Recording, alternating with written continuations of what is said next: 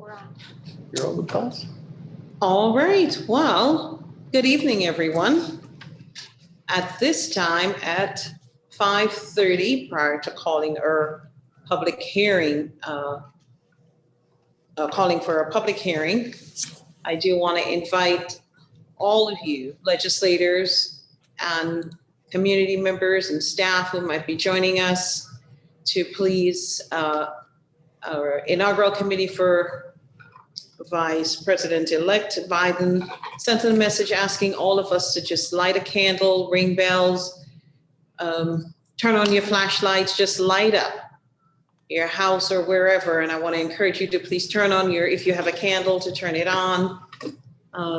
As we turn these candles and lights on for unity and remembrance of those who passed away from COVID-19, 400,000 plus people. In Tompkins County, we light our candles in remembrance of the 19 who passed away in Tompkins County. So thank you for bringing a candle and flashlights and noisemakers so that we can honor those folks. I also want to take this opportunity as we hold our candles up and we let the light shine to remember the light of the lives of two Capitol Police officers, Brian Sicknick and Howard Liebengood. Brian passed away as a result of injuries sustained at the riots on January 6th, and Howard passed away a few days later for different reasons. We also want to honor and remember the 4 rioters at the Capitol who also passed away. So we'll take a moment of silence in honoring all of them, those 6 people and the 19 folks in Tompkins County who passed from COVID-19.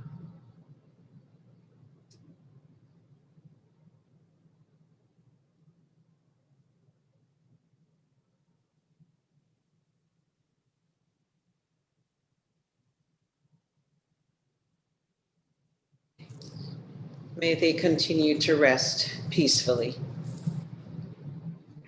Thank you. You can feel free to keep your candles on, or. You want to mention we can hear all the church bells? Pardon? You want to mention that we can hear all the church bells? Oh, thanks, Mike. As we came in and even sitting here now, as we were coming in, we can hear the church bells ringing outside as people joined in throughout our county. So thank you to our churches and Cornell and every place else who were ringing those bells in remembrance and honor of those folks who passed. Thank you, legislators, and thank you, our viewing public, for joining us. At this time, we have a public hearing. So I'm going to open the public hearing.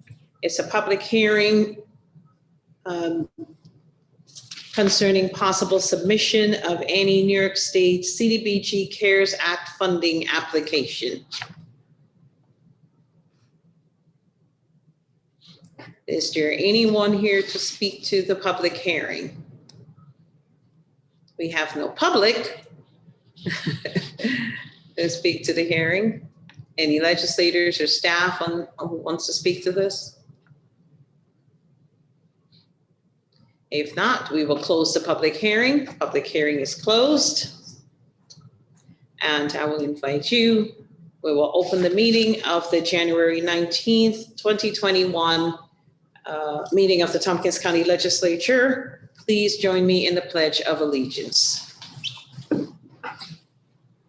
I pledge allegiance to the flag of the United States of America and to the republic for which it stands, one nation, under God, indivisible, with liberty and justice for all. Thank you. Roll call of members. Henry Granison, Present. Rich John, Here. Dan Klein, Here. Ann Corman, Present. Mike Lane, Here. Dave McKenna, Here. Glenn Mooring, Here. Martha Robertson, Here. Mike Sigler, Here. Shauna Black, Here. Amanda Champion, Here. Deborah Dawson, Here. Leslie McBean Claiborne, Present. with 13 members present. Thank you very much, Kathy. Presentation, proclamations, petitions, communications, and notices. You would have received any communications at this special presentation. Amanda, I wonder if you would like to do the honors. Normally the chair does, but I think I'll pivot to you tonight. How's that? Oh, well, sure. I wasn't prepared to say anything, but thank you, Leslyn. I was honored to work with Megan Barber, the director of the Community Arts Partnership. There were some wonderful, amazing applicants for this year's Poet Laureate of Tompkins County. And we had a great discussion with numerous artists and in the community. And mostly I want to let Megan say a few things and welcome our new Poet Laureate. We've really enjoyed for the past 2 years having Melissa Tuckey as our Poet Laureate and appreciate all of her good work. And we're excited to turn it over to a new person with new ideas and bringing poetry to the community. So Megan, I'll let you go ahead and introduce her and thank you for your good work. Hi, Megan. Please do Hi. introduce yourself so we have it on record and the public knows who you are, and then take it away. Okay, I'm Megan Barber. I'm the Executive Director of the Community Arts Partnership, and it's really good to be with all of you tonight. I'm very pleased to present Dr. Christine Catano as our nominee for the Tompkins County Poet Laureate. Dr. Catano lives in Brooktondale, and she is an assistant professor at Ithaca College, where she teaches poetry and Asian American literature. She also serves on the faculty for the MFA program for writers at Warren Wilson College. She's the author of 2 collections of poetry, Birds of Paradise and Sky Country, which won the Central New York Book Award.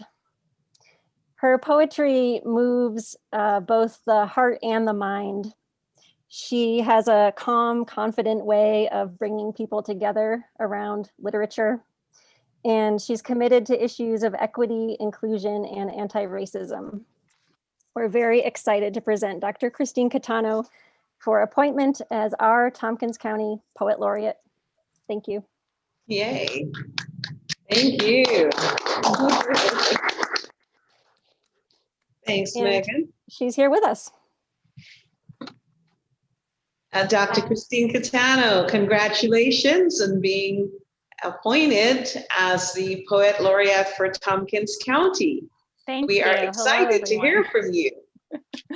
All right, so I was told I could read a poem, so I will do that now.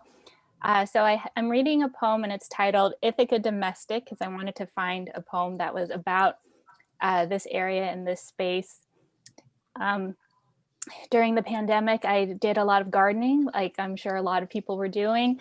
And so this is a poem that is about living here, what it's like to be here. And I think hopefully it's a poem also about resilience in some way. So this is Ithaca Domestic. By August, the nettle has hardened into stalks and grown tall enough to sting my shoulder when I pause on the stoop mid-twilight to dig my keys out of a darkened purse.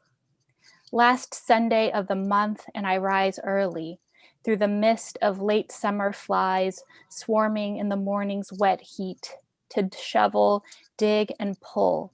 Feel for the knotted roots in the deeper earth, the soil untouched for years. Not true. Maybe no human hand, or simply not my gloved human hand, but thread after thread of living vine ravel even the darkest soil. my small actions toward wreckage. I swing my petite pickaxe, stamp my boots, hack with my rusted shovel. My earth, my responsibility, I think, and yet sunk in the garden box, 2 feet below the lawn, I find what at first feels like a finger, a knobby digit lodged in the earth. Scooping it out around uncovers the root's full body, the size of an infant animal, white and almost chill to the touch, smooth and hard as bone, yet naked, breathing, alive. Thank All you. right.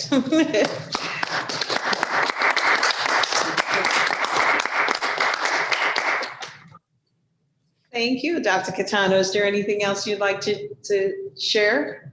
I just want to say thank you to the committee for selecting me as Poet Laureate. It's a strange time to be trying to bring people together, but I think that if anything, poetry is what can do it. So I hope to continue bringing poetry to the wider community. So thank you very much.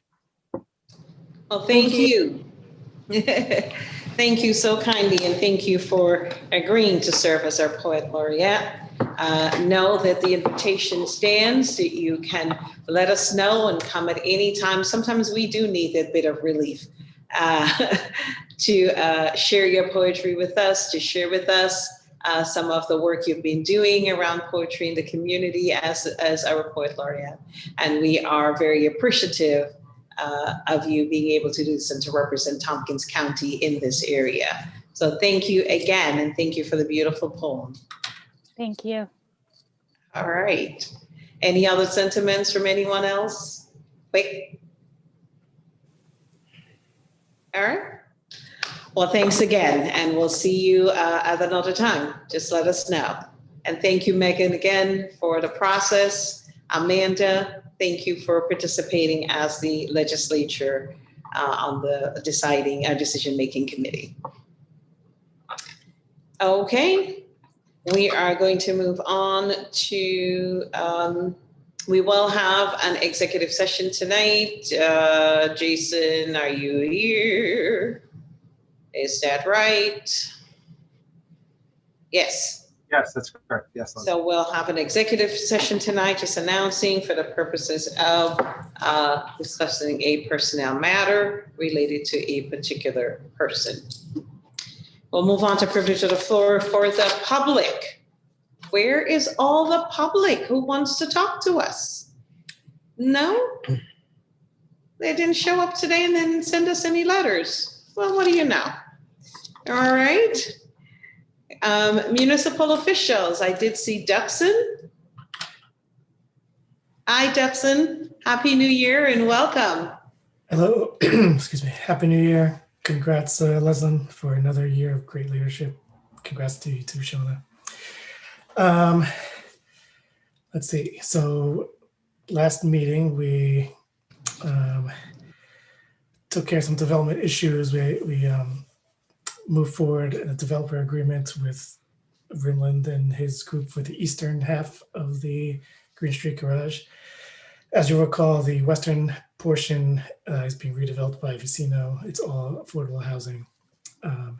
This other portion, Jeff Rimland has had the air rights for quite some time, and so he is developing mostly market rate housing with 10% affordable, and then another contribution to the Community Housing Development Fund. So that moved forward. We also attached, excuse me, a 30% local labor requirement, and we're looking to do that for Vicino as well. We also moved forward with development, allowing for proposals for Inlet Island, a patch of city land that that we own. We had an agreement with a previous developer in 2006, didn't go anywhere, and so now that it's been rezoned and there's renewed interest, we are soliciting project proposals from everybody, from the public. Two has been reported in the Ithaca Voice. Two proposals have been put forward so far, and we expect more when this is a public process. We did approve the mountain bike trails in Cass Park. It's a very small beginner level trail, but a good resource nonetheless. And we approved, finally allowed dogs on the commons, leashed dogs, I should note. And the DIA will be putting out bag dispensers and other amenities for dogs. I'll note too that tomorrow when Planning and Economic Development Committee meets, they'll be discussing an update to the developer agreement with Vicino for that part of Green Street Garage that I mentioned. And we'll be having a big discussion on the Ithaca Energy Code supplement, the continuation of our green building policy efforts. And unlike you, we do get a lot of public input on these things. We've had tons of emails about making it even stiffer. And so that'll be a big topic of discussion tomorrow. Okay. Thank you very much, Duxon. Any questions for Duxon? Deborah. Yes, thanks, Madam Chair, and thanks, Doc, for coming. I'm curious to know if anybody is proposing a moratorium on using natural gas for residential heating in the city. Residential, not yet, but it is, after we settle all this new building green code stuff, we'll be moving on to existing buildings where I suspect that will indeed be part of it. Well, Sorry, go ahead. Yeah, I was just going to say, I would urge you to make that part of your green building code going forward for new construction. Yeah, that's been one of the things that the public commenters I've mentioned have been asking for. Currently, the plan is in 2025 that would kick in, that requirement, because of the increased point requirement on our on what's been proposed for the point system. But yes, people are calling for much earlier or now, and so we'll be Please. discussing that. All right. Thank you. Henry? I'm wondering, is there any time frame for when you guys are gonna install the hotel occupancy tax that you just got granted by the governor? I do not know, but that is a great question. I'm sure that'll come up tomorrow too, when they discuss the Vicino project. But I don't know if I am. Okay, have you guys also done, okay, good. Have you guys also done anything with the Airbnb issue? There's a regulation of them. We have not. No. Last I checked, staff is still investigating, but we have not taken any action. Okay, thanks. All right. Mike Lean? Oh, hi, Duxon, how are you? Wondered, you mentioned about the local labor requirement that's been instituted. Could you tell us, if you're able to, how local labor is defined? It's Tompkins County and the contiguous surrounding counties. Okay, thank you. Thank you. Shauna Black?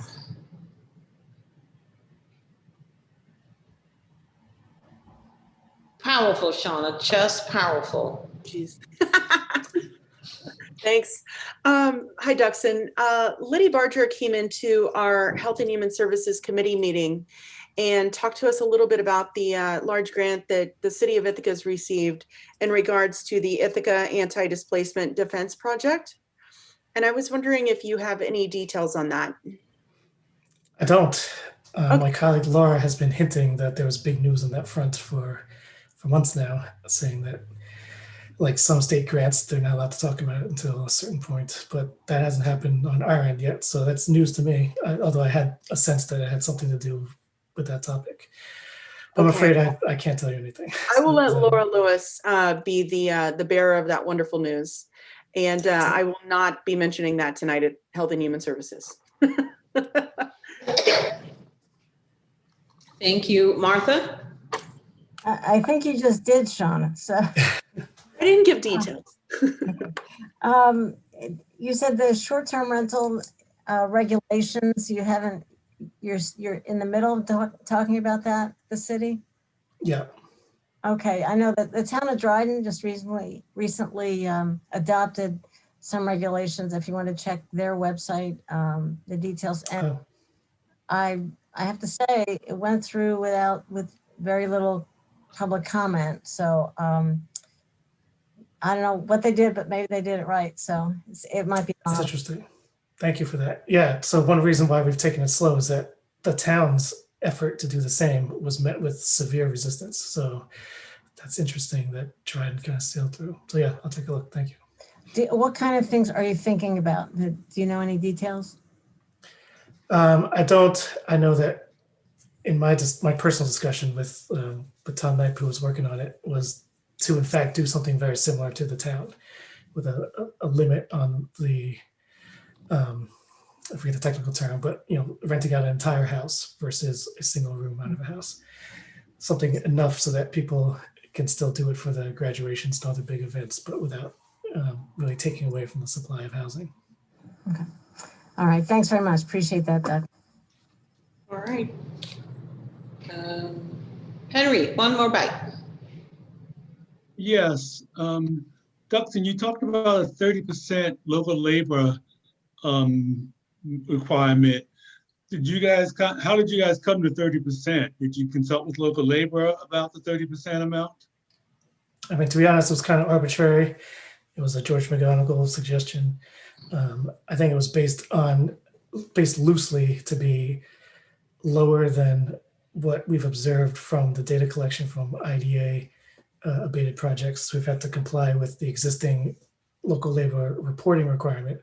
And that reporting requirement wasn't an actual requirement on local labor, but it gave us some sense of what we could expect. And 30 was, I think, substantially below the average or the median. It seemed like a safe number.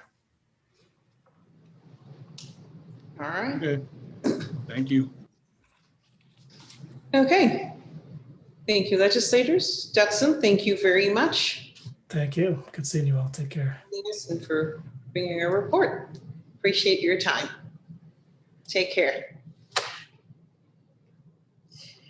All right, moving to privilege of floor for legislators. Martha Robertson. Thank you, Madam Chair. A lot's been going on this last couple of weeks, but I just wanted to talk about something so closer to home. The beginning of a new year is time for reflection, taking stock of the year gone by and wondering what's coming next. A year ago, we never would have guessed what 2020 had in store for us. So I'm kind of wondering, what will this new year, will it be any more predictable? One thing I can foresee is that a year from now, someone else will be representing the western half of the town of Dryden on this legislature. This is my 20th year on this job, and it will be my last. So I'd like to take a moment to reflect. I first ran for the legislature in 2001, the year when everything changed on a single September day. I remember on one of my trips campaigning door to door, pulling the car over so I could absorb the radio news bulletin that we'd started our attack on Afghanistan. We thought those were uncertain times. Little did we know. In 2 decades, you cast a lot of votes, but don't worry, I'm not going to list all of them. But one that stands out was our decision not to build a new jail for 135 human beings, 100 more people than we are housing tonight. From 2008 through 2014, we fought back on fracking with speeches, hearings, and rallies all over the state. Housing has always been an issue of equity and justice, leading, for example, to the Community Housing Development Fund and the Housing Summit in 2016. We got the Public Service Commission to approve the NYSEG non-pipe alternative, the first such gas reduction initiative in the state. On the IDA, we developed progressive housing and energy policies and made grants to child care providers to help them stay afloat through COVID. We got New York State to help us expand the airport, move the DOT from the waterfront, and pay for the 3rd county court. But we still have the damn mandates. These past 2 decades have included 6 years as chair of the county legislature, 3 sheriffs, 3 district attorneys, 3 county administrators, something like 30 NISAC conferences, and at least 120 expanded budget committee meetings, and a partridge in a pear tree. One other number, 2, which is the number of years my husband has already been retired. We're looking forward to getting vaccinated, dragging our suitcases out of the attic, and throwing our dog into the car. We've got kids and grandkids to see, and not over Zoom. Thank you very much. I'm making this public statement to help get the word out. Anyone interested in serving our community can call me so I can tell them what a great gig this is. It's been an absolute honor to serve the people of Dryden and Tompkins County, and a true pleasure to work with everyone in Tompkins County government. Thanks for listening.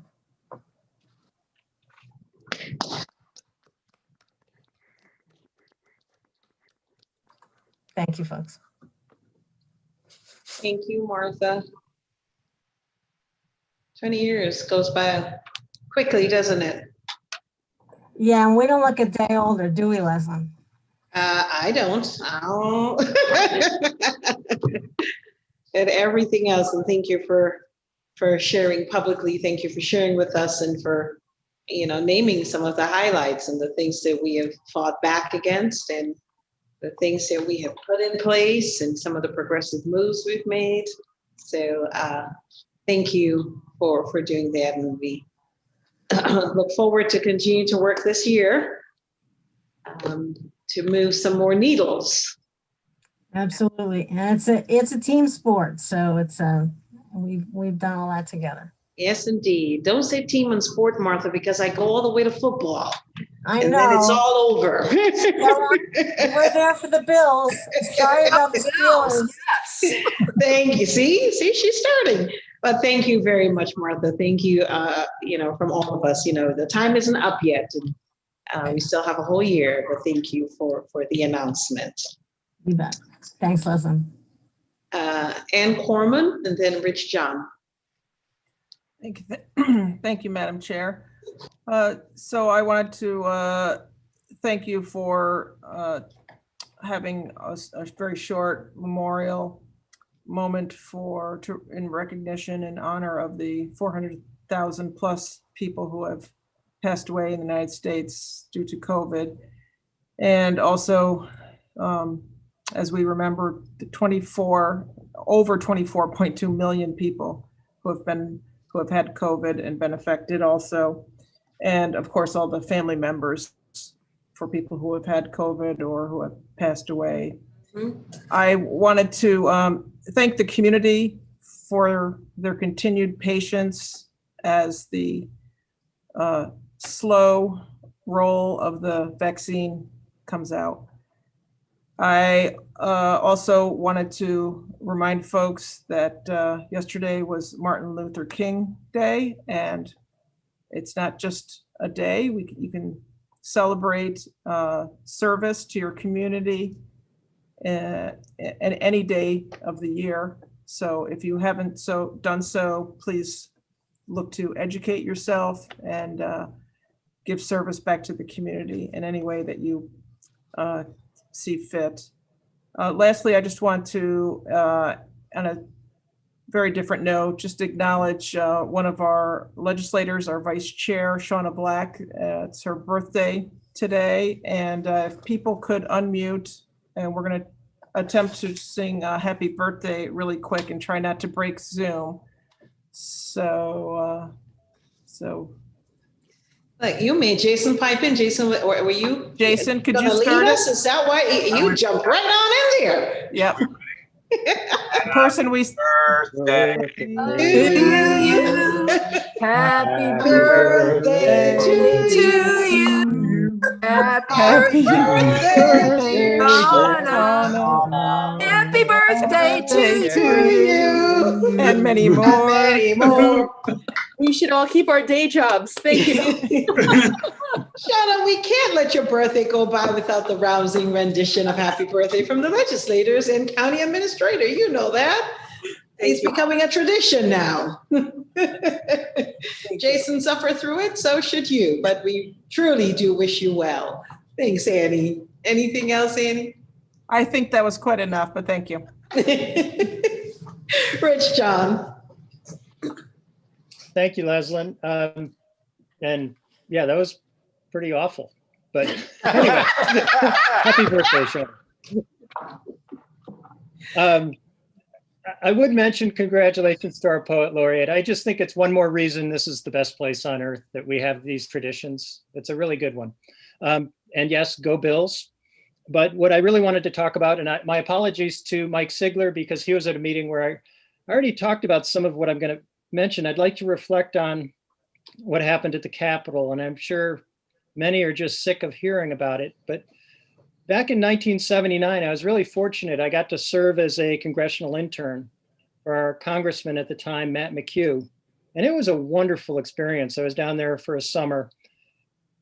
And I see what's on television now and just recognize how different it was. I was 19 or 20. I had free run of the Capitol, of the House office buildings, the Senate office buildings. You could just walk in. You could go right up to anybody's office, and I would deliver stuff all over the place. I could go to committee meetings. And in fact, Christopher Dodd, who was a senator from Connecticut, but at the time was a congressman, mistook me for somebody else and actually spoke to me at a committee meeting until he realized I wasn't the person that he thought I was. I almost shook hands with Teddy Kennedy. Somebody budged in front of me.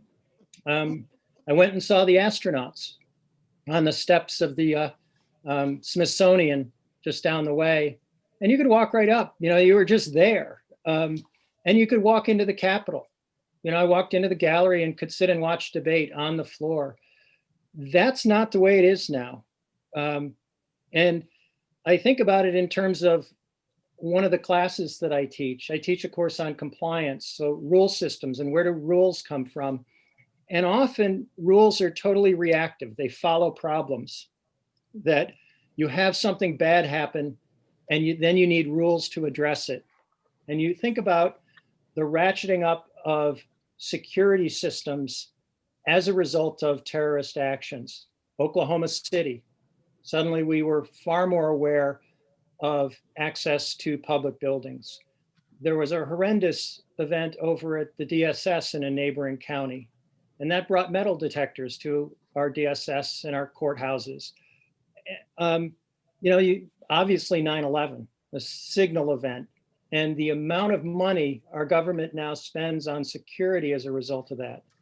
But then you look at something like Richard Reed, who is the shoe bomber, and one incident, and now everybody has to take their shoes off at the airport, right? It's just an annoyance, but it is annoying, right? And the same thing with those terrorists who tried to put chemicals together on a plane. So now you can only carry up to 3 or 4 ounces on a plane. We get these rules and the increased security because of bad actors, and you can't let it go. You have to do something. The physical security is necessary, but it's extremely difficult to ratchet it back down once you have it in place. And there's a few reasons for that. One of them being that then sets expectations that there will be security, and you need that security in order to be safe. But it also sets an expectation that if it's not prevented, then it's allowed. And it's okay to challenge those regulations. And if you can get away with it, the responsibility for security has been transferred from all of us to the TSA or to the other security agencies that are responsible for enforcing the rules then. And you get people who feel completely entitled to try to break rules because they're saying, well, their job is to try to impose the rules. My job as an American is my freedom. I try to break them. This is really dangerous. And of course the government has to respond to it, but you look at the television and it's good that there's troops now in Washington. In a way, we certainly want a secure inauguration, but that's not the Capitol I remember. And it's not the Capitol we want. It's really, really scary to see this much security required for us to know that we're going to be able to transfer power. There's a great problem here in that ratcheting it back down, reducing the number of rules is extremely hard because it transfers personal responsibility from the agency, from the government back to the citizens. And how you do that, how you rebuild trust, is a really long, slow, painstaking process. I look at where we're at right now, we have so much work to do. I don't want to go on at too much length, so I'll stop, but it makes me very, very sad to see where we're at. I am glad that there's a response to what's happening in the Capitol on an ideas level, on how we can rebuild this idea of personal responsibility. But I think it's critical that we do it. And I hope we make signal progress in the year to come. Thank you. Thank you, Rich. I'm sure a lot of the sentiments you shared, some of us join you in sharing those sentiments as well. Dan Klein and then Mike Lane. Thank you. We have something that we do from time to time. We give out a Distinguished Youth Award, and I had the honor of being able to present the most recent one to Sophia Orell. She is a Danby resident. She's a senior at Lehman Alternative Community School. She's in the Digital Media Technology program there. Digital Media Technology program at TST BOCES Career and Tech Center. She's a member of the National Technical Honor Society. She volunteers with the Youth Bureau, and somehow she's been Student of the Month multiple times. I thought you could only do that once, but apparently not. So I just wanted to congratulate Sophia and just let people know that if there is an outstanding youth in Tompkins County that you think might deserve a little special recognition, please go ahead and contact your county legislator or the legislature office. Thank you. Thank you, Dan, and congratulations to Sophia. We continue to get these legislators, just an encouragement to all of you to remind constituents, remind people in your districts that we still honor our youth for the work they're doing and to send in those nominations. So thank you. Mike Lane. Just a nod first to Martha Robertson and say that comes as a surprise. A lot of us thought you'd be here forever. So that's what a nice comment you made tonight. And Rich, thank you for what you said. That's been on my mind constantly about ever since the January 6th about what was going to happen. But I wanted to mention on Sundays on C-SPAN 3, folks that have the cable, they give American history programming, and including recently, they've been doing things on the presidency. They've been showing inaugural speeches of the various presidents going back to Roosevelt. And last night I happened to watch, and they were showing the final State of the Union message by Lyndon Johnson in 1969.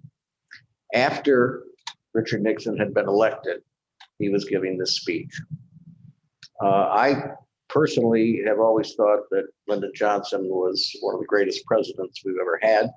I realize many of my generation do not like him because of Vietnam, and I certainly understand that. But what he did for progressive movement of this country and civil rights, in voter election, voter rights, and other things has never happened as much before. But it was so interesting watching this speech, watching him call out the various people in the audience, the congressmen and the senators, speaking very highly of his opposition, the Republicans, Gerald Ford, for example, majority leader then. What a difference in the way those folks operated. And they were, they didn't agree on much, but they were friendly to one another. Compare that to what we've seen recently on well, whether it's C-SPAN or on the news, as far as the various factions in the Congress at each other's throats. I would commend that to anyone who wanted to watch that State of the Union message from 50 years ago. There's a lot to be taught to us by listening to that. Thank you. Thank you, Mike. Deborah. Yeah, I wasn't going to say anything, but I'd like to pick up on what Mike was talking about. I was working in DC for the Justice Department from 1978 to 1988. In that capacity, I at times was a legislative liaison between the tax division of the Department of Justice and the tax writing committees, and particularly the revision of the criminal code at the time and its impact on tax felonies. And I had a lot of friends on the Hill.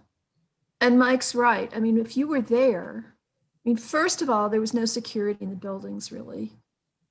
Secondly, you could go up to a bar on Capitol Hill and see people who were fighting tooth and nail with each other during the day on the floor, having drinks together and being friendly. I'm appalled by what I see. I've been appalled for quite some time, probably since the mid-90s. Thank you, Newt Gingrich.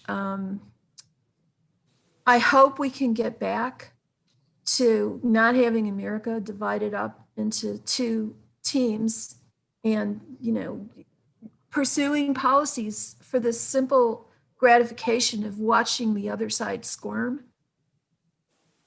But I do think that before we move on towards some kind of unity, a reunification, we do need to hold certain people responsible, because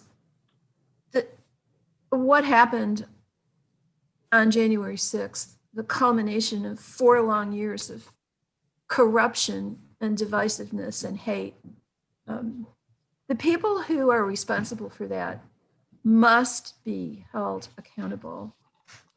I don't think it's time to turn away and say, oh, well, they just got a little bit carried away. It's just my personal opinion. But yeah, as someone who lived in Washington and left that Justice Department building every night and looked down Pennsylvania Avenue at that magnificent Capitol building, it never stopped taking my breath away. I used to almost be in tears looking at that thing. This cannot stand. We cannot let people get away with the desecration of everything this country's founded on. So I'll stop. Sorry. Thank you, Deborah. Anyone else? I'll take a quick moment to make an announcement. Thank you all for sharing. The riots in Capitol, the Capitol happened the day after our legislature meeting. And so I appreciate people taking a moment to recognize what went on and also just share a little of what used to be and what we hope will be going forward. On Thursday the 21st, actually 2 days from now, the Office of Human Rights is hosting an event. The name of it is This Who We Are? Assessing the Assault on the US Capitol, a panel discussion over the noon hour from noon to 1 o'clock. There are 3 of us who are on the panel along with Dr. Clark, Dr. Ken Clark. Names are gonna escape me now. Anyhow, 2 directors of Office of Human Rights from Dutchess County and Orange County will join myself and Dr. Clark moderating as we just talk through some of what you've been talking about here tonight on the riots on Capitol Hill. And where do we go from here? This is not who we are. This is not who we are as America. And how do we turn back that image. So please join us noon on January 21 on Thursday. And we'll make sure that everybody gets the link, the Zoom link that they can join. Thank you. Henry. Yes. I just wanted to say a couple of things. One is that I attended the Martin Luther King breakfast at GX this Saturday. It was a wonderful event. I'm sure everyone loved it. I don't know whether it's, oh, I guess it was taped because the speaker was amazing. She spoke for an hour and a half and promised to come back in the future. Leslie we can send people to GAC to see the video. Also, I want to talk about Kirby Edmonds is having a remembrance for him on January 23rd at 3 p.m.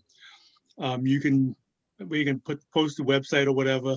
But again, I wish that everyone could attend this event to remember Kirby Edmonds, who passed away early last year and left a big hole in Tompkins County. That's all I have to say. Henry, could you give us the time and date on that again? Sure. It's January 23rd at 3 p.m. And there's a Zoom link that I can share with people. I do believe you need to register for it, and then they will send you the link to attend.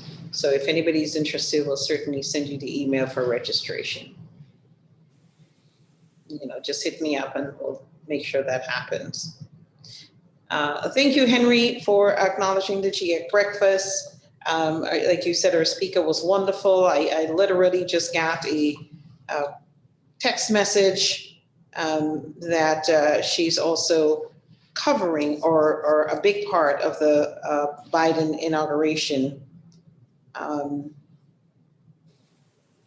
and doing, takes us through the historic nature of Barack Obama's inauguration and the role that President-elect Joe Biden played as well. So, you know, this was a very dynamic young lady. And like you said, Henry, I hope that she will come back and we can all engage in good conversation with her. So thank you. And thank you for those of you who had a chance to attend, who were able to. It is on YouTube, so you can watch it anytime. Okay, any other legislators? So we can move through the rest of our agenda. I know that there's some staff waiting, but I do want to get through just very quickly chair's report and chair's appointments, if that's okay. And I also saw Ruby on deck, our new HR commissioner as of this year.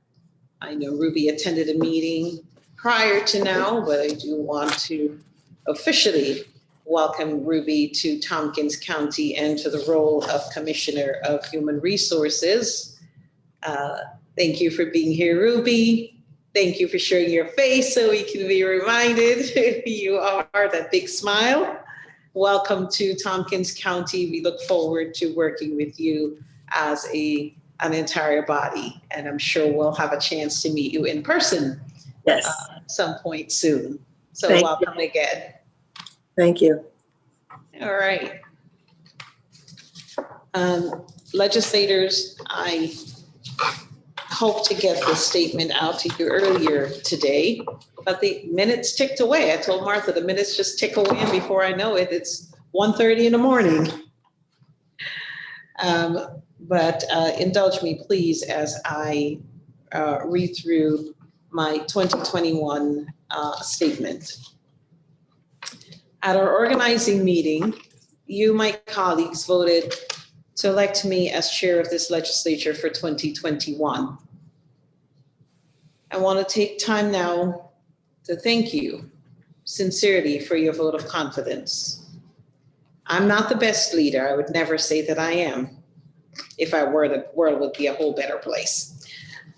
But I promise to continue to lead from a place of trust, and confidence in each of our abilities, individually and collectively, that we will do what's right for Tompkins County and for our residents.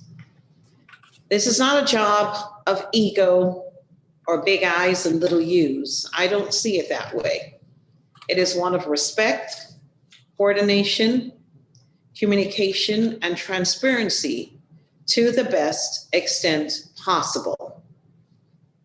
I must also thank my biological family, JR, Kelsey, Julius, and Indira, and my GAC family for the love and unwavering support that they gave me to allow me to do this work.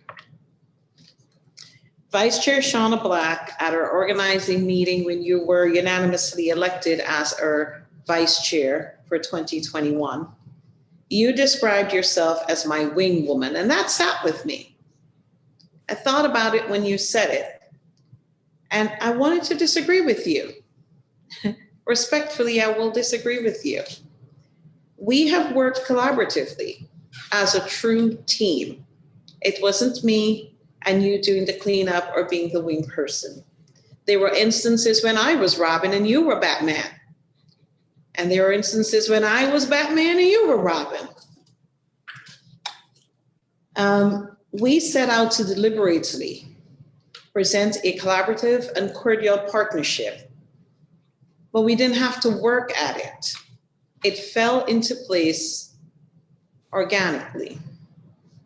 We relied on each other's strengths, availability, and experience to help us navigate the work and changes that came at us rapidly, navigate those seamlessly. Thank you, Shauna, for your calm, for your conciliatory nature, your humor, and your steadfast leadership. We respected and learned from each other. And I hope that our approach this year will resonate with future leadership, that treating people right will never, ever fail you. 2020 brought on challenges, the likes of which we have not dealt with in county government. COVID-19 descended upon us like an avalanche, and we felt like our very world was collapsing in on itself. Protests erupted throughout our nation, including locally, because Black and brown men and women continue to be unjustly murdered in the streets of our country and in their homes by those who swore to protect and serve our citizens. The images of George Floyd with a police officer's knee on his neck for 8 minutes and 46 seconds until he could no longer breathe, dead. Or of Ahmaud Arbery, shot while jogging. Or Jacob Blake, shot 7 times in the back at point blank range while his children were in the car and bearing witness to it. Or the reports of Breonna Taylor, shot dead in her home, and countless others. These are images and reports that we cannot just forget. The rise of white supremacist groups and their encouragement by national leaders put all of us at risk. Our economy was on a high-speed racetrack to having the bottom fall out. Higher education institutions and public schools were forced to transition to remote learning. Workers were losing their jobs, and many were unsure of whether they would find work again and anytime soon. We, as legislators, had to quickly transition to remote meetings. Fear and anxiety related to all of these conditions gripped us. But the good news is that the resilience, intelligence, and talent of our workforce kept us from going over the edge.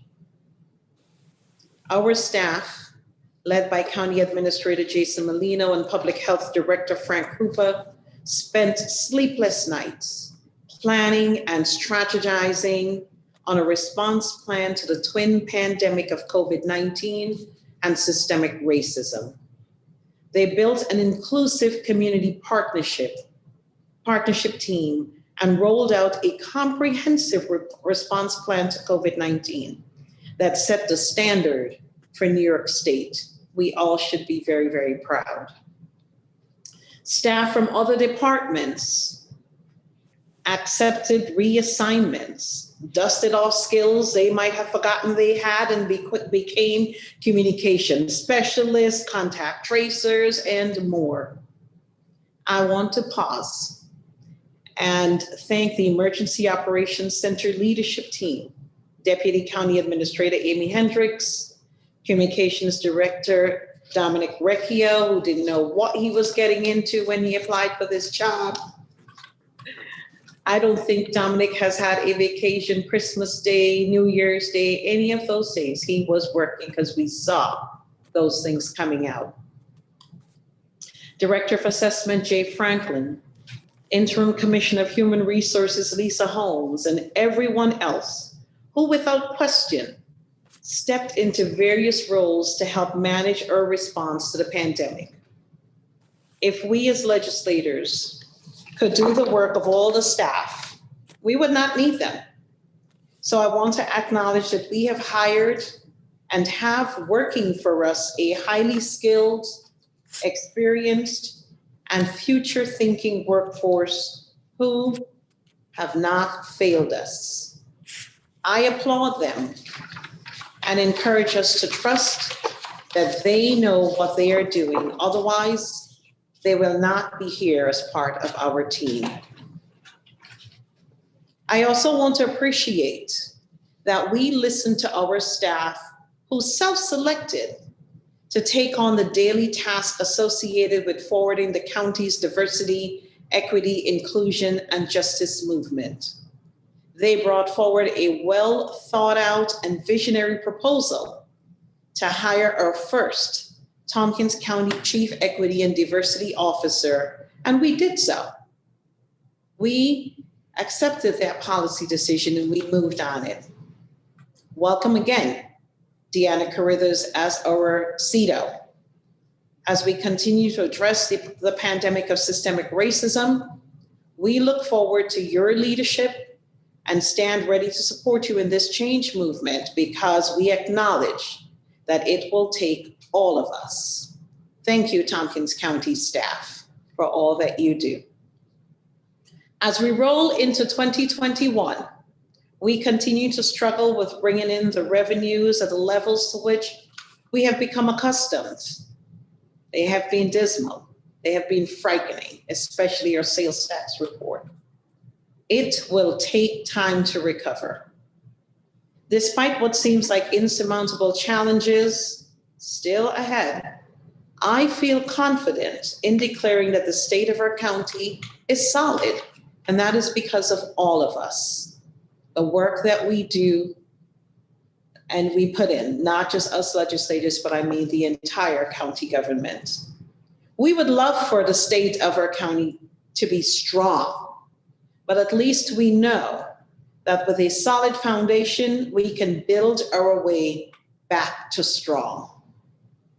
We have proven that we are a team driven by principle, compassion, and hope, as is evident by our vaccination administration plan. A plan that received praise, public praise, from Governor Cuomo and many of our counterparts throughout the state. Thanks to Marty Stallone and the entire team at Cayuga Health Systems for being a steadfast partner in this plan. It's sad to see Dominic's press release that we were informed that we will not get any vaccines this week, but we hope that we'll get more in the future, that we can continue to vaccinate our public. In 2021, we must forge a new path that is based on some ongoing and some new priorities, and a path that's focused more on unity, service, and collective responsibility. Those priorities include our new Tompkins County International Airport, We all know that the pandemic has severely wounded the airline industry. Housing, and particularly a push for more affordable housing, more low-income housing, quality low-income housing in our community. Police reform, reimagining law enforcement, working to dismantle old systems and giving birth to accurate responsibilities and accountability. And we're doing that work. Sustainability and sustainability planning, and mega attention to climate change. Our community college, strategically supporting and helping TC3 imagine its service model so that the students, and Mike Lane says this often, for whom a TC3 education is their ticket out of the conditions of poverty and oppression, can be confident that it will be there for them. Public transportation, strengthening what we already have with TCAT, that it can serve more and serve better. Economic recovery, through our advocacy for federal funding so that our local businesses can get back to growing and thriving. Last but certainly not least, taking care of our employees. As I mentioned earlier, we are no place without our employees. So it is imperative that we do our best to ensure the best working climate, resources, and compensation that we can reasonably afford to keep our employees engaged. With these priorities in mind, and considering the strengths and expertise of our policymakers, you, Sean and I have asked the following legislators to lead our committees to address the aforementioned priorities and more. Our Budget, Capital, and Personnel Committee, we have asked Deborah Dawson to chair, Martha Robertson to be the vice chair, Michael Lane, Glenn Morey, and Rich John to help in leading that committee as committee members. Facilities and Infrastructure Committee, we have asked Mike Lane to continue chairing that committee. David McKenna as vice chair, and Corman, Glenn Morey, and Dan Klein to serve on that committee as well. On government operations, we have asked Amanda Champion to continue as chair of that committee. Dan Klein as vice chair, Rich John, Mike Sigler, and Mike Lane on that committee. I want to note that Mike Lane will serve for 2 months until we get a new legislator to fill the seat that Anna Kellis, our new assemblywoman, vacated. The Health and Human Services Committee, we've asked Shauna Black to continue as chair of the committee, Henry Granison as vice chair, Amanda Champion, Dan Klein, Mike Sigler, and Dan Klein to serve on that committee. Dan Klein, like Mike Lane, serving for 2 months until the new legislator is elected. On the Housing and Economic Development Committee, we have asked Martha Robertson to chair. We've asked Mike Sigler to continue as vice chair, and Corman, Henry Granison, and Shauna Black as members of the committee to help lead our economic recovery efforts. Planning, Energy, and Environmental Quality Committee, we have asked Ann Corman to chair, Deborah Dawson as vice chair, Dan Klein, Amanda Champion, and Dave McKenna as committee members to help lead that committee. Public Safety Committee, we have asked Rich John to continue as chair of that committee, Glenn Morey as vice chair, Henry Granison, Shauna Black, and Dave McKenna as committee members to help continue to lead the work this committee is doing on public safety. For our special committees, our Downtown Facilities Committee, as we continue to work through considering a new facility for the seat of Tompkins County government and some of our employees, we've asked Dave McKenna to continue to chair that committee, Rich John as vice chair, Mike Lane, myself, Leslie McBean Claiborne, and Deborah Dawson as committee members. And for the Tompkins Intergovernmental Relations Committee, Tiger, we've asked Martha Robertson to continue as chair, Mike Sigler as vice chair, Deborah Dawson, Henry Granison, and Mike Lane as committee members. Thank you all for agreeing to take on these responsibilities for 2021. Colleagues, as we go into 2021, I want to leave you with these words from former First Lady Michelle Obama. In her address to the 2020 graduates across America, she said, "We cannot allow our hurt and our frustration to turn us against each other, to cancel somebody else's point of view if we don't agree with every last bit of their approach. That kind of thinking only divides us and distracts us from our higher calling. It is the gum in the wheel of progress. Let us go forward together." Thank you very much.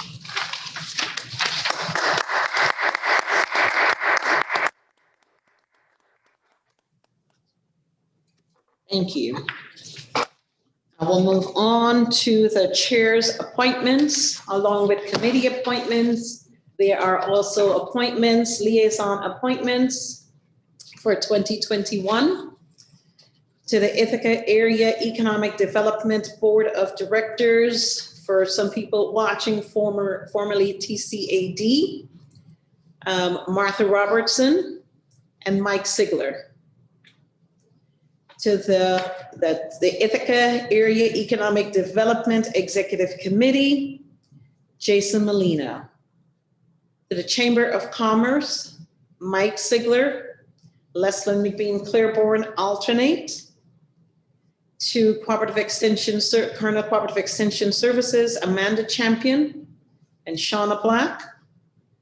The Workforce Diversity and Inclusion Committee, which is a special committee of the legislature. It's a little different. Henry Granison will chair that committee. To the Ethics Advisory Board, Rich John will continue as chair this year. To the Ithaca Metropolitan Planning Organization Policy Committee, Mike Lane and Dan Klein as the alternate. Tompkins Center for History and Culture, Rich John as the liaison. The Municipal Electric and Gas Alliance, this is an appointment term that's ongoing until resignation is received or removed by the chair of the legislature. Katie Bergella, Director of Planning and Sustainability, will continue as the liaison. To the Cayuga Lake Watershed Intermunicipal Organization, Amanda Champion and Corman as the alternate. Our special negotiating teams, we've asked these folks to continue. Corrections Union, Rich John and Ann Corman. Road Patrol Civil Division, Henry Granison and Mike Lane. CSEA Blue Collar, Shauna Black and Glenn Morey. CSEA White Collar, Shauna Black. So the Tompkins County Community College negotiations teams for faculty, Mike Lane. For PAA, Shauna Black. For adjunct, Glenn Morey, and for CSEA, Glenn Morey. Those are all the appointments I have. there are questions about IDA appointments and TCOG and some others. Most of those go through committee. So I just want to make sure that people are aware before they come to, a resolution comes from committee to the legislature. So the labor seat that we voted on for the IDA will go through the committee process at HED, and then we will take that up. All of these assignments, chairs appointments, and the standing committees will take effect as of February 1, 2021. So that folks have time to wrap up the committees they've been on, and if they're transitioning out, wrap up their liaison assignments. Thank you very much. Moving on, I see staff. So let's see what staff is waiting for, if you will indulge me quickly. Let's take the consent agenda because I think there's some on consent agenda that folks are waiting for. Consent agenda items, resolutions, and appointments to be voted on as a group unless any member of the legislature requests that a resolution or appointment be instead included separately and individually as part of the business of standing or special committees. Advisory board appointments. We have to the Workforce Diversity and Inclusion Committee, Leslyn McBean Claiborne, and from Health and Human Services, to the Human Rights Commission, Peaches Gillette. Term expires December 31, 2023.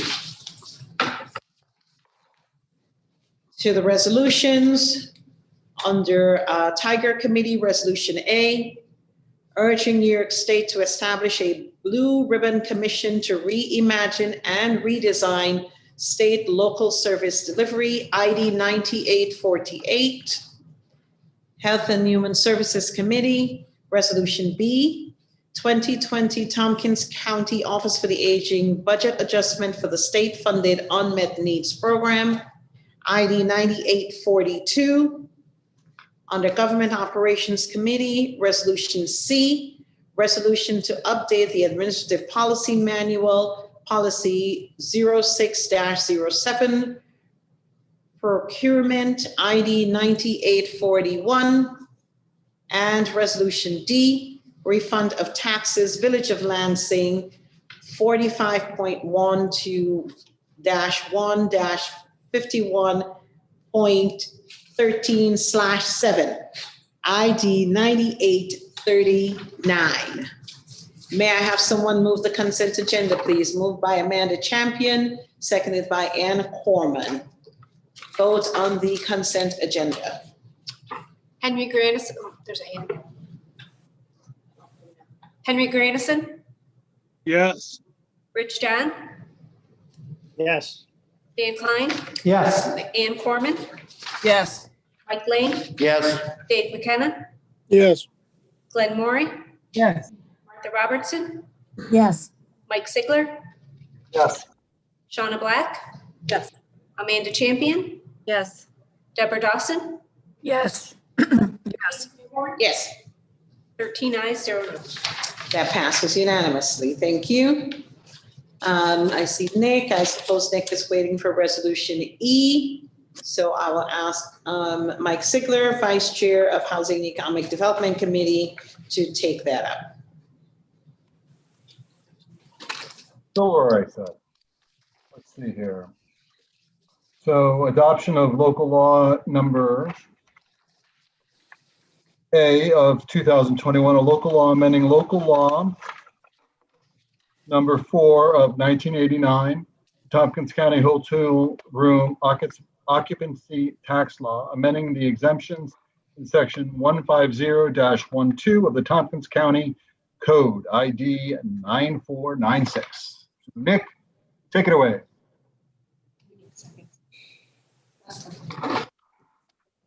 I didn't need a second. I'm listening. May I have a second, please? Seconded by Martha Robertson. Discussion. Mike? I was just going to say if Nick wants to explain it real quick since he's here, and then we can. That's fine. That's fine. Hi there. Yeah, thanks. Yeah, so this is following up on our the presentation from last week. I'm sorry, last meeting 2 weeks ago, where we discussed changing the room tax law primarily to make the tax rate consistent across all of our lodging properties. Right now, we have 2 tax rates. If you are in a property that's 11 or more rooms, the tax rate is 5%. If you're in a property that's 10 or fewer rooms, the tax rate is 3%. We've been looking at the data here, and in consultation with STPB, see that this is no longer a needed subsidy to the smaller properties. We've seen a tremendous amount of growth in that part of the lodging market, primarily due to platforms like Airbnb, VRBO, where we're finding a lot of people want to stay in those kinds of places, and they're paying to do so. So this would really level the playing field for customers and for people within they're supplying these properties for tourists. So that's basically the very brief version of it. If you have questions about this or the how we arrived at this recommendation, I'd be happy to answer them. So, Thank you, Nick. Thank you, Mike. Other discussion? Mike Lane? Mike Lane. Yeah, I want to thank Nick for all the work you've done on this and your presentation. Given this a lot of thought, I'm not able to support this tonight. I continue to feel that this lower rate for the small businesses is probably a good thing. I think it's the wrong time to raise the taxes. I understand the need and the places we could put the extra revenue, which are good, and hopefully someday we can do that. But I was on the legislature when we decided to leave the 3% on the beds and breakfasts. At that time, there was no Airbnb then. And I still think that the rationale back then to try to encourage those businesses is still a good one. And so tonight, I'm not going to be able to vote aye on this. Thank you, Mike. Ann Corman, then Shauna Black. Thank you, Madam Chair. I will be voting for this. Perhaps I'm incorrect, but I believe that we are the only or one of the few counties that, in essence, gives a subsidy or this lower rate to this type of short-term housing. And so this was done, again, I believe, at a time when we were encouraging this type of housing, which I think we have over 500 short-term rentals that we know of, at least in the county. And so having heard from, for instance, the town of Ithaca, how this has become a big issue of people buying properties to do short-term rentals, and how now municipalities are looking at how to roll back and figure out how to limit this. I don't think this is, I think this is fair. This is something that people staying at these short-term rentals would be paying. It's not a tax on the businesses or the homeowner. And I've traveled a lot. I've never looked at, is it 1 or 2%, higher the tax, and then I'd go stay in another town. Unless it was, I never have. I mean, if it was really exorbitant and I had heard that, but I choose a place to travel because I want to go there. So I will be voting for this. Thank you. Thank you, Annie. Shauna Black. Hi, thank you very much. I will not be supporting this. Speaking from someone who has done Airbnb, who had every single one of my reservations canceled last year because graduation was canceled. It was definitely damaging to myself and my family. And I know that our bed and breakfasts and our hotels are suffering right now. I don't think right now is the time to add an extra tax to people traveling to our county.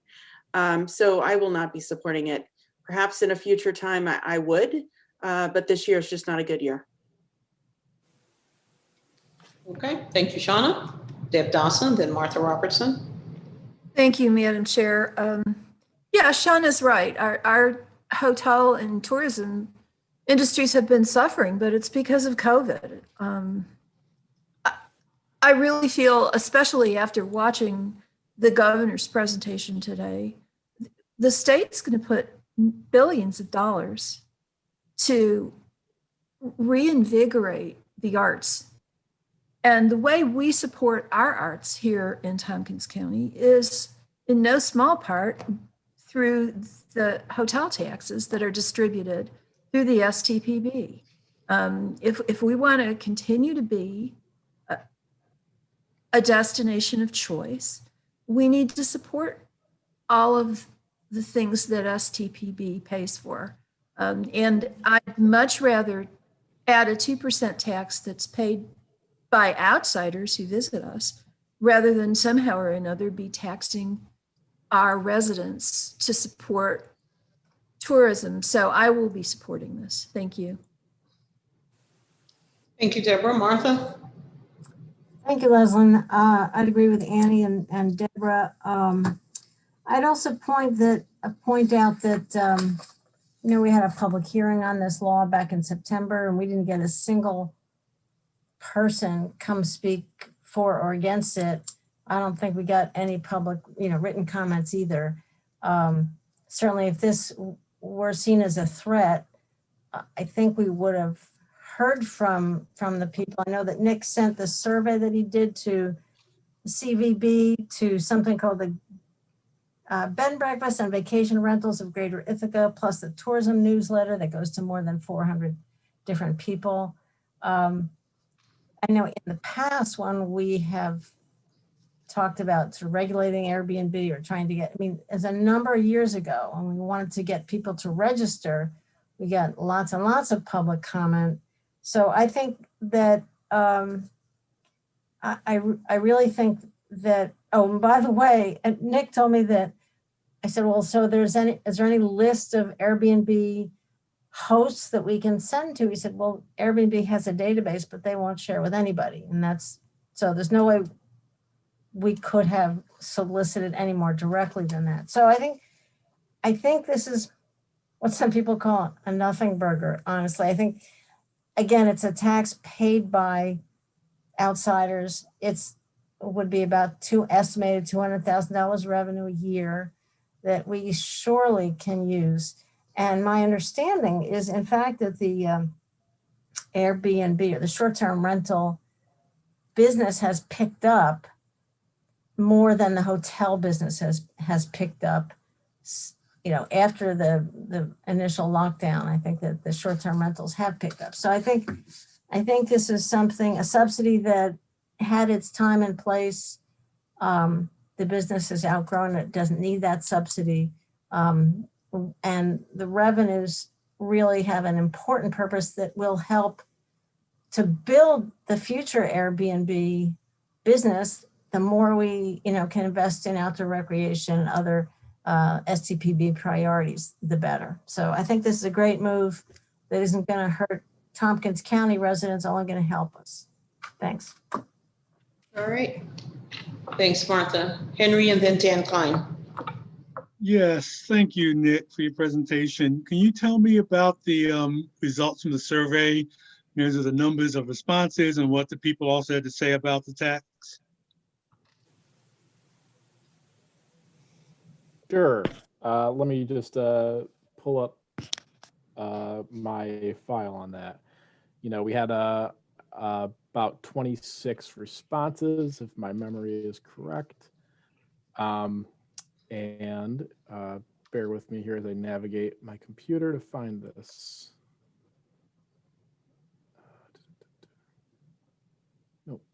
Okay.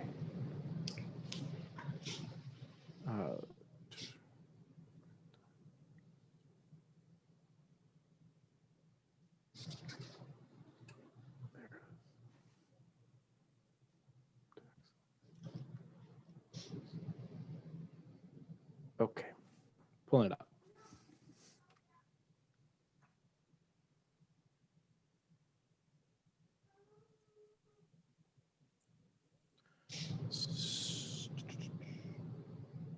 So yeah, the survey, most of the responses, the vast majority were people who owned and operated a single establishment with three or fewer rooms. So a lot of these were, homes that had been converted to serve as lodging. The vast majority were founded after 2010, so they're relatively new businesses. And over nearly 70% of them use Airbnb as a way to promote their establishment and book nights. Next up was VRBO or other short-term rental platforms, and then other types of advertising were listed and less popular. We had responses from, it looks like 6 towns in the city of Ithaca, so a good representation, at least geographically, if not in terms of numbers. And the vast majority, I'd say, it was a mix of people, lodging establishments. Some of them were renting out a part of their home, others were renting out entire houses or apartments separate from their home. So a real mix of types of establishments. We saw about half of the respondents indicated that they were earning under 25% of their household income from the short-term rental.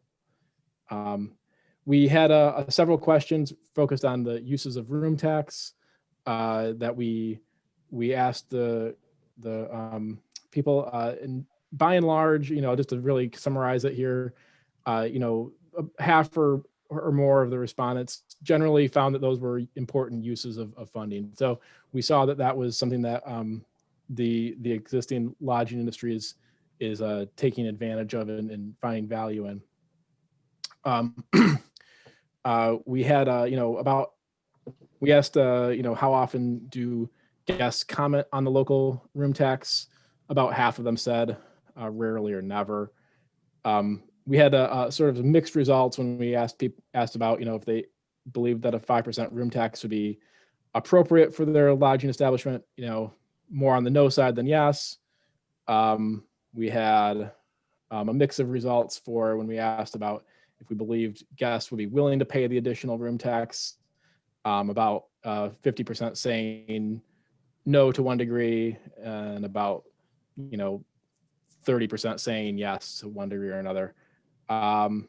We had just a split sort of decision on whether the host believed that an increased tax would cause visitors to change their travel plans. Roughly a quarter saying no, and roughly 30% saying yes.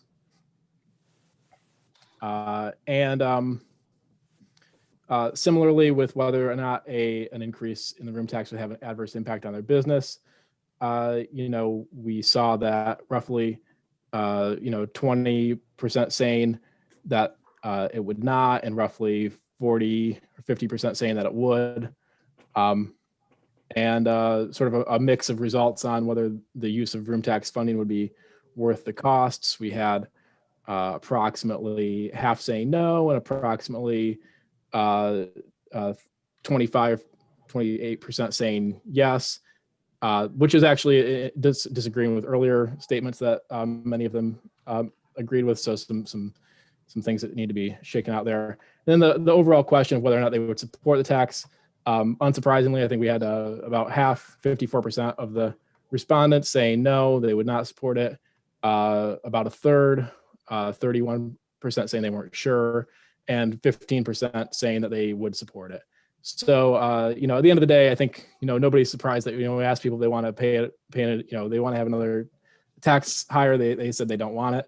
I think, but when you kind of drill into it and look at, where are they getting value out of the programs that we're delivering through this, I think that is accurate. And I think it also, importantly, the reason we're proposing this is because this can level the playing field for the industry so that everybody is on the same page when it comes to the tax rate. So that's the results of the survey. Okay, thank you. I will also not be supporting this due to the fact that what the survey results say, also the fact that I don't think taxes should be raised at this time. And in addition, thirdly, the city has got an authority to do a hotel occupancy tax.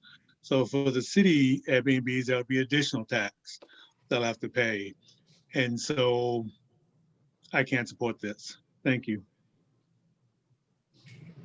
All right, Deborah, you have the last word on this, and then let's take it. Oh, sorry. I had Dan. Sorry, I had Dan. Yes, your turn. Thank you. I'm going to vote against this. I want to mention a few things about some of the language that's being used. It's kind of interesting. Subsidy, 2 different people mentioned subsidy. This is not a subsidy. Subsidy is when somebody else pays for, something that you're getting. We're going to be raising a tax on them. We never took a tax away from them. So that's not really a proper way to think about it. Talk about outsiders paying. Yes, I understand the concept behind that. I'll tell you, I live in a very small house. When my family from out of town comes to visit, they stay in Airbnbs. So, my family are the outsiders in that case. Talk about leveling the playing field. I don't think it can ever be leveled. You have Marriott and Hilton on one side and literally mom and pop businesses on the other. I mean, I don't want it leveled. I want mom and pop businesses to get a little boost if we can do that. And then I just want to say, if the goal is more money for the arts and culture, I've been talking about this for a long time. I have lots of ideas. Please come to me and I will tell you different ways that we can get more money to the arts and culture without raising tax on Airbnbs. Thank you. Thank you, Dan. All right, Deb Dawson and then Mike Sigler, I'll give you the last word. Thanks, Madam Chair. I'm curious to know how many, you said, Nick, that you got 26 responses. How many requests did you send out? I mean, we shared the survey with everybody on our list through Visit Ithaca and the tourism program email. The Visit Ithaca list is probably more relevant. That includes all of the registered operators that are registered with the county. It's over 100 different establishments. So that's that. And then as we mentioned earlier, we're very, we're aware that there's over, I think, 900 to 1,000, short-term rentals operating in the county at any given time. Yeah, I would submit for everyone's consideration that 26 responses really is not going to give you a very good idea of where everybody stands on this. And it's also a self-selecting sample. Because nobody's going to write in so that they can tell you that they think a tax is a great idea. They're going to write in to object. So. You also tell me that the tourism newsletter goes to 400 or so people in addition. That's correct. I don't know how many of those people are owners or operators of short-term rentals. All right, Mike Sigler, you get to wrap it. I'll do what I can. I actually didn't think this was going to be opposed by this many people, to be honest with you. Mostly because it just brings in line with other rental units that are being rented as hotels. That's the part I guess. I'm going to tell you a quick story. In California, staying there in Venice Beach, I'm at an Airbnb. I wake up, I smell smoke. I go into the bathroom, and sure enough, the plug is smoldering. And I'm thinking to myself, why hasn't a smoke detector gone off in this building? It's because there was no smoke alarm in the building. And so, knowledgeable as I was, I shut the power off to that section of the building. And in the morning, the woman was very nice, and she had the electrician go off. And I said to her, "Do you have a smoke alarm in your house?" And she's like, "No." And I'm like, "Put a smoke alarm in your house, for goodness sakes." So Anyway, I'm just saying that, listen, hotels have a lot of costs, and there's a reason, because we inspect them and we do a lot of things. Airbnbs, while many a tight ship, many more don't. Not that this is neither here nor there for this, but it's not like, wow, Marriott, they've got a lot of money. Yeah, I guess they also have a lot of costs. So it's not like, hey, Marriott can afford to pay for it. And let's face facts, Airbnbs are eating up a lot of your rentals in the city of Ithaca. They just are. I mean, I know of at least 2 rentals, so that's, not a good sample, but it's bigger. And they're eating up a lot of your rentals, and there's a reason rents are high, and that's why it is. So listen, this is an established business. I rent Airbnbs all the time. This is literally where we stay. We don't stay in the Marriott. My family stays at an Airbnb because we get a kitchen, and you don't have to worry about. Frankly, Airbnbs are more popular now than the hotels because you don't have to see anybody with COVID. You can just go to your house, presumably, and not see a soul. So it seems to me that it's time. This is a mature business. This is no longer, yes, it's a mom and pop, but you're being run through a very big organization. So anyway, that's my 2 cents on it. So thanks. Well, thank you for your 2 cents, Michael. Thank you for wrapping up the discussion. Let's take this to a vote. Henry Grandison, No. Rich John, Yes. Dan Klein, No. Ann Corman, Yeah, yes. Mike Lane, No. Dave McKenna, Yes. Glenn Maury, Yes. Martha Robertson, Yes. Mike Sigler, Yes. Shauna Black, No. Amanda Champion, Yes. Deborah Dawson, Yes. Leslyn McBean Claiborne, No.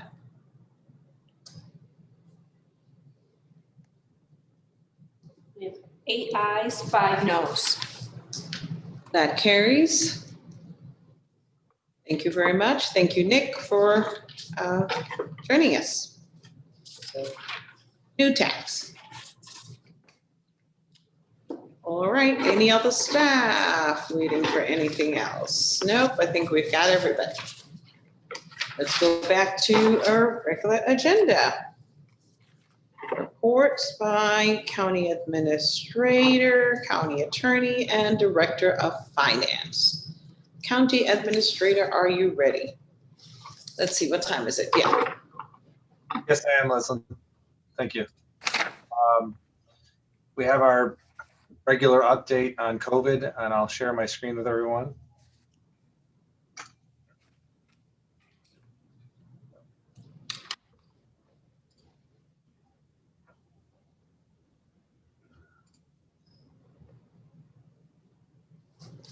Everyone see that?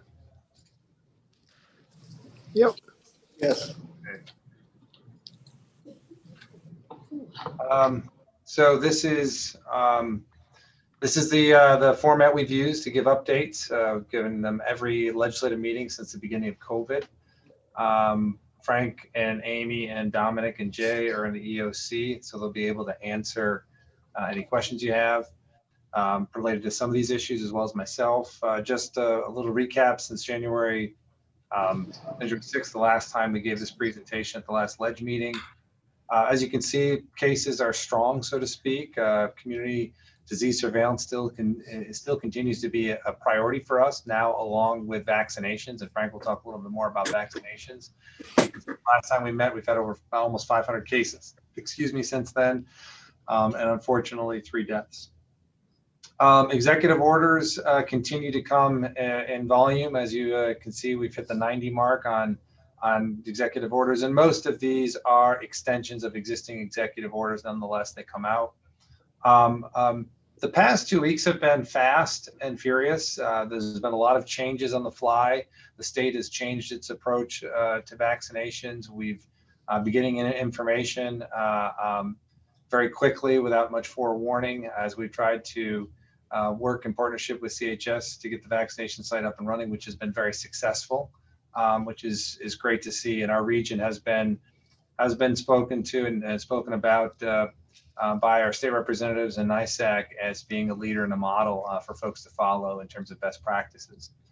As you can see, we've had a continuation of discussions. We continue to also look at barriers to vaccinations, and when more supply comes in, which is the premier problem right now, and we'll talk more about it, is the lack of supply of vaccine. And as more vaccine becomes available, we will be able to distribute it in different ways. But at this time, just getting vaccine is a challenge. A lot of different public announcements, press releases around it, still continuing with exposures, to continue to do PSAs. Thank you, Leslyn, for doing one 2 weeks ago. And we continue to push out now different education pieces regarding COVID response, isolation, quarantine, vaccinations in different languages to reach out different members of our community, subgroups of our community. This is a slide you've seen before, again, kind of summarizing our expenditures. As you can see, well over $2 million worth of staff time dedicated to this. Continue to see use of FFCRA. This is the Expanded Family Medical Leave Act. This was extended with the latest stimulus package. It was not mandatory, although we continued it for that period of time, which will go to the end of March. This is leave for folks, either paid leave for folks or leave, extended family medical leave for folks that have to take care of dependents. It's been an important piece of the benefits we've offered our employees, so we continued it through to the end of March, which is the length of this the stimulus package that we have. And also related expenses continue to grow, obviously, with the response, over 1.7 million, most of which, all of these expenses will not be reimbursed.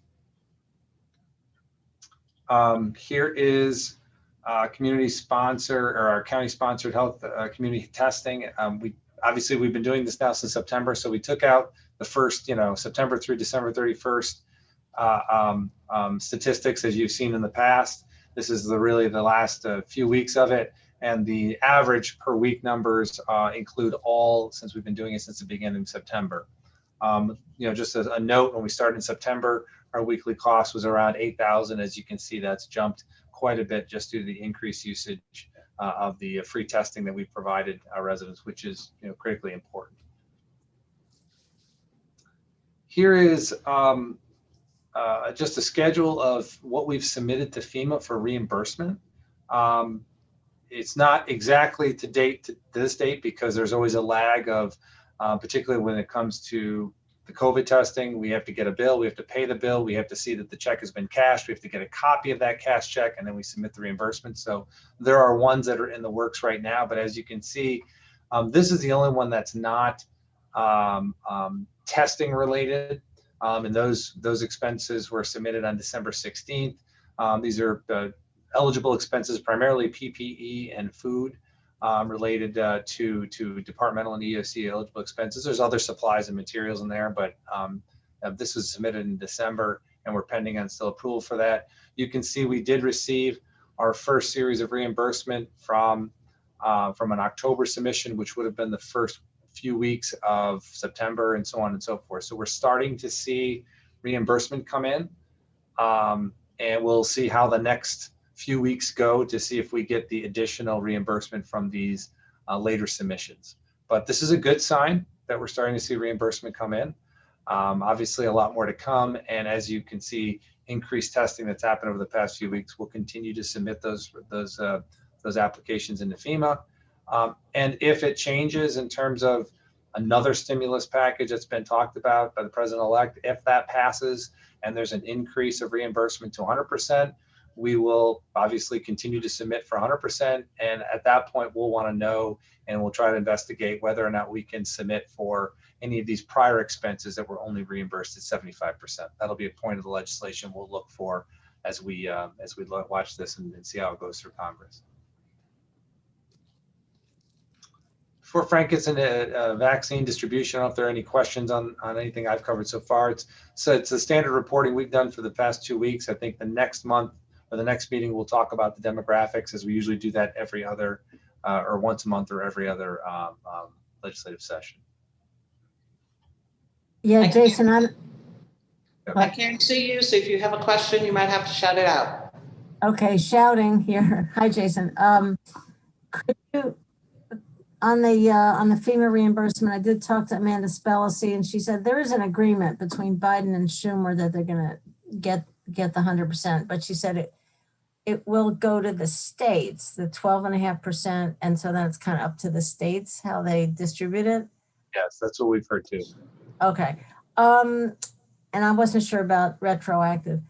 Could you go back, the Health Equity Task Force? I don't remember seeing anything about that before. Could you tell us about that? Sure. So the state has created these vaccination hubs, and part of that they wanted to appoint members from different communities to address equity issues. So we have several members from our community that were appointed to the task force, the equity task force.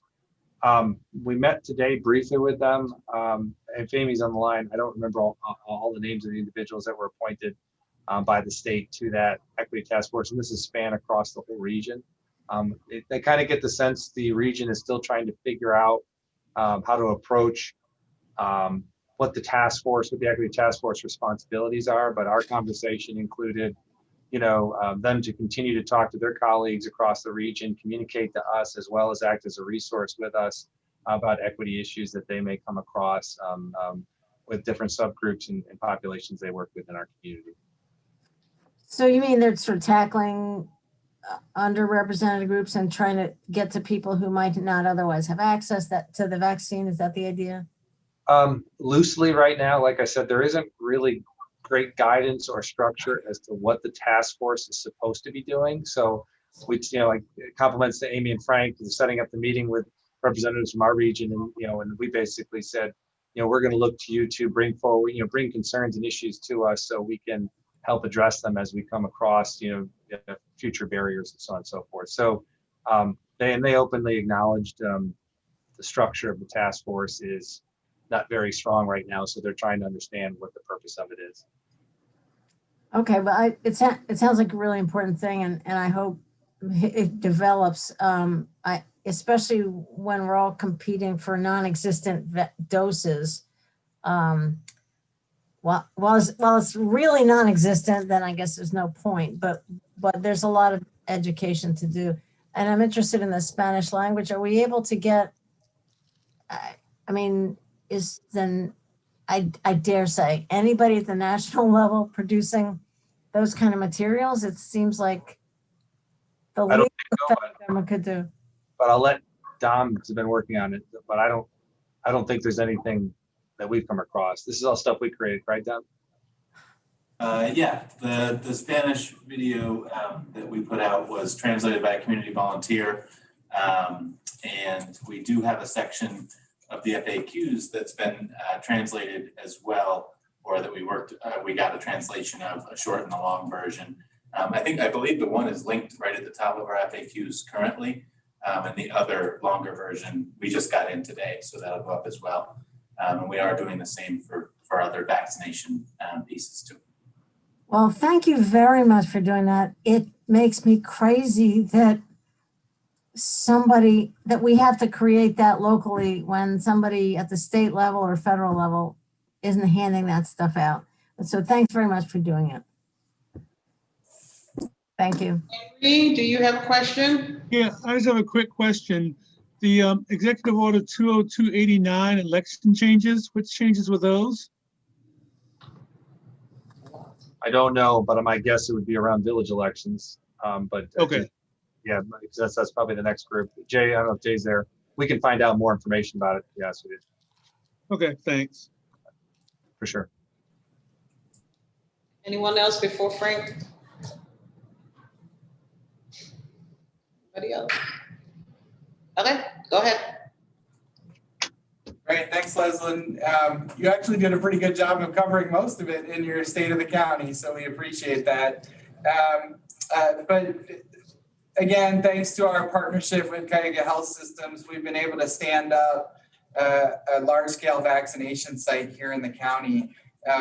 You'll see that we've combined between them and what they've done in the hospital and what we partnered with them. They've done over 7,000 vaccines to date. And so that's a big number. We did almost 5,000 in the last 2 weeks at the mall site. So that is nothing short of a success as far as our region and what other places have been able to do.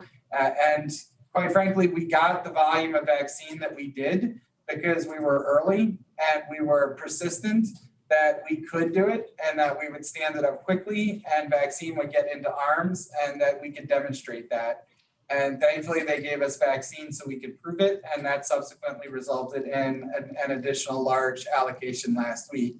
Unfortunately, we did not get any vaccine this week. It's unfortunate. We would love to be vaccinating people this week as well, but as everyone has seen, the state has begun standing up their large-scale mass vaccination sites. There's one in Binghamton and one in Syracuse. The state has gotten the same amount of vaccine this week as they did last week from the federal government, and they didn't have those large sites last week. So the vaccine has to come from somewhere in order to make those sites work. And so we didn't receive vaccine this week. The counties around us got very small amounts, 100 doses, 200 doses. You may have seen the announcement about the large scale site at SUNY Cortland. Cortland got 200 doses this week. So everyone is dealing with the shortage.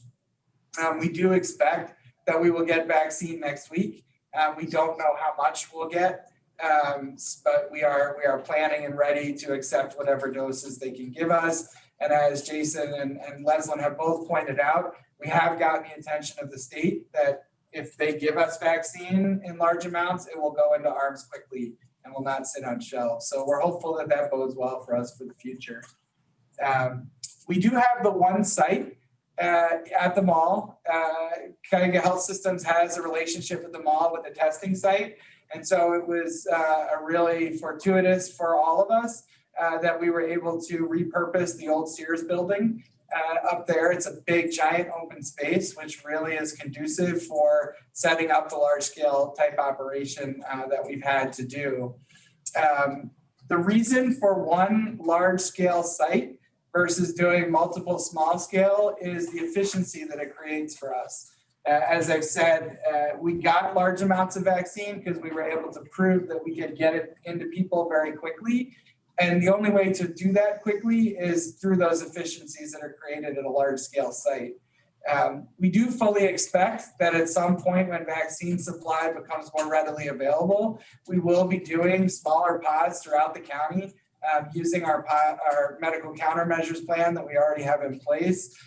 With the agreements that we have with local school districts and other entities that have spaces we could use. And of course, we're looking forward to hearing from the Health Equity Task Force on ideas and connections that we can make to ensure everyone in Tompkins County has access. But at this point, the supply, the limited supply really dictates that we are as efficient as possible using the one large scale site. And if you haven't noticed, the state site is essentially, the large state sites are essentially a mirror of what we've been doing at the mall. So it's not as if we're doing something different. It just, we did it first in this instance. Certainly, as we get more information about vaccine, we'll continue to communicate it out. When we found out we weren't getting any vaccine this week, Dominic and the VIO team put out a release, did phone the robocalls to let folks know. Because the one thing we don't want is people just sitting around waiting, clicking on the website over and over. And we'll show you what that looks like in a minute on our next slide. We have been working with 211 to get them prepped to be able to help answer questions. The one thing they're not going to be able to do right now is register people. We are using the web-based application from the state.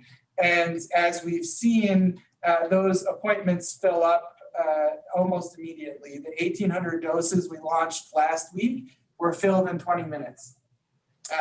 I was surprised and amazed, didn't even know that was possible, but folks figured it out and made it happen. So to call 211 when we announce to get help to register. By the time they were able to get through the information you need, the slots would be gone. So we understand that not everyone has the internet, and that's a barrier that we have to overcome. But in these initial phases, as we're trying to get as much vaccine to a very large group of currently eligible people, it is the mechanism that the state has put in place for us to be able to accomplish that. We will continue to work to try to make everyone have access to the vaccine as we continue forward. But again, the efficiency of our operations at this moment limits the ability for us to expand those opportunities. You can go to the next one, Jason. So this is what we were referring to. So this references the health department page views per day. There was probably a decade where we didn't have 38,000 hits on our webpage, and we had it in one day, right? And folks are clicking and clicking and clicking to get access to those appointments on our website. So we do know that folks are accessing it and are able to use that as a mechanism. We don't yet have demographic data of the folks that have been tested. We will, of course, work on that to be able to provide that the same way for vaccinations, the same way we have for testing. I can tell you anecdotally, having been there for 7 of the 8 days that the mall was open, it is a wide swath of people. There's many seniors that are managing to navigate the web or have family members that are doing it for them. We've seen teachers, law enforcement, frontline grocery workers. So we are seeing a cross mix of individuals getting through. Obviously, we don't have enough vaccine for everyone that's currently eligible. And until we do, our goal, our strategy is to prove to the state that we can do as much as possible in as little time as possible, so they see us as a primary source to provide vaccine to, which has to date, up until this week, granted us access to more vaccine than anyone else in our region each week. So that's been our strategy and how we're going to continue, at least for the next few weeks, until we see how the vaccine supply stabilizes. And that's all I had. Thank you. Thanks, Craig. I just want to add one thing. We did issue a contract with 211 to provide them with resources to be able to staff up that. So it's about a $60,000 contract that I authorized so they can man that, and so they can add more staff to that to help support that effort. That was unexpected but necessary in order for them to be able to take calls in and eventually assist with folks. We are also seeing if FEMA can reimburse that through the effort. Yeah, Jason, one other thing to offer, because we've gotten a lot of questions about scheduling out into the future like the state sites do. The reason they can do that is they control the supply chain. So they can divert whatever vaccine comes to the state to ensure that they have enough for their sites, and then the rest of us gets what's left of the state's allocation. So we don't know week from week what we're going to get. They can be assured they're going to get X amount of vaccine because they control the supply. And in fact, yesterday we received guidance from the state that prohibits us from booking out until we have vaccine in hand. The only sites that are allowed to do that are the state sites and the pharmacies, because they have promised to the pharmacies a consistent allocation each week of very small amounts of doses, roughly about 100 doses per pharmacy. And Frank, just to clarify, the pharmacies have priority for the 65 plus population, correct? Correct, they do. Yep. But doesn't that just guarantee that we're going to be getting a trickle of vaccine doses as long as the state can schedule out in advance and we can't? I mean, I get complaints all the time now from constituents and friends who say, why can my friends in Appalachian schedule an appointment in Tioga County? No, why can't we do that here in Tompkins County? I mean, you can't expect everybody's going to run down to Binghamton to get a shot. I think, Deborah, as long as the supply is limited, this is an issue when supply opens up, and it will become less of an issue because, the state sites, right now our site has been able to do more vaccinations daily than they have. And I think that's going to continue to be the issue until more supply is distributed across the state. And God knows when that will be. Hopefully that's short-lived, and what's been happening is, last week's new news is old news by the next day. And hopefully by next week, this is old news and we'll be in a much different position. But the supply is the primary issue that's constrained everything from the ability to vaccinate more people. Once that starts to loosen up, then the conversation changes a little bit. I have a question from Mike Lane. Yeah, I don't think I've had questions on COVID as much about any part of it except trying to get these shots scheduled. I simply cannot understand why we can't have a database. You're saying now that the state won't let us, that can schedule people with the understanding that they'll only be reached if we have the vaccine available, and some way that they could be called back and said, you're on the list, but you're not, we don't have vaccine. The problem is that we're getting is these people can't even get on the list. And that's what's making people mad. That's why you got 38,000 people on our website coming in, because they have no hope of getting on a list anywhere, whether the vaccine's available or not. So I think there's a problem here. We've had, 6-8 months to be thinking about this. And I'm not saying just Tompkins County, but nationally. I can't imagine that they didn't think about people wanting to get these shots and not even be able to schedule anywhere so that they could have a hope of getting them. And one other question I have, if I could please, is are all our nursing home residents now vaccinated? My understanding is the state program, the federal program that the state opted into, completed all nursing homes in New York on Sunday. That's the last that I heard the governor announce that. Unfortunately, we're not in that loop of the nursing homes because it was done at the state and federal level. I have not heard from any of our local nursing homes that they have not been visited.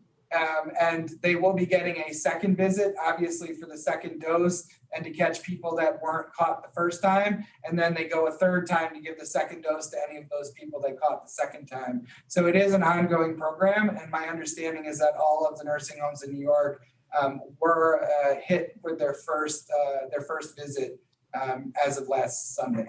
So 2 days ago. Thanks. All right, Anne and then Martha. Thank you. So a question I had as far as, it sounds like to me, so please correct me, it's kind of a question, I'll get to a question, but please correct me in the meantime. So is it Cayuga Medical Center that is totally in charge of the site at the mall right now, and as far as vaccinations? And then who's governing or who's managing the sign up? Is that partly through us, or are we only providing a link to it? So just wondering who's managing the sign up. Sure. So I would characterize what's happening in the mall as a partnership between the county and the hospital. We had staff there. I was there supporting the leadership team, and they have staff there and they've secured the site. They are managing the vaccine with their pharmacy staff. To your question about registration, we are using a state system called CDMS, Countermeasure Data Management System. It's been around for a long time. We've used it for pods for a very long time. I never imagined doing everyone in the state in a few months' time. So it's a bit overwhelmed, which is why some of the crashing is occurring, particularly for registration. But the state initially required CDMS as the appointmenting system. So the hospital, they created a CDMS Lite for hospitals for the early phases The health departments have a more robust version, which includes a direct upload to the state, the New York State Immunization Information System, or NISIS. And so because that is a direct link without any additional steps, we are using the health department's version of CDMS to do registration. So I sit with the leadership team at the hospital. We determine what days vaccination clinic is going to be open, how many slots we're going to have, how many slots per 5 minutes we create it in our CDMS and launch it live from there. And then those links that it creates are what are put on our website for people to register with.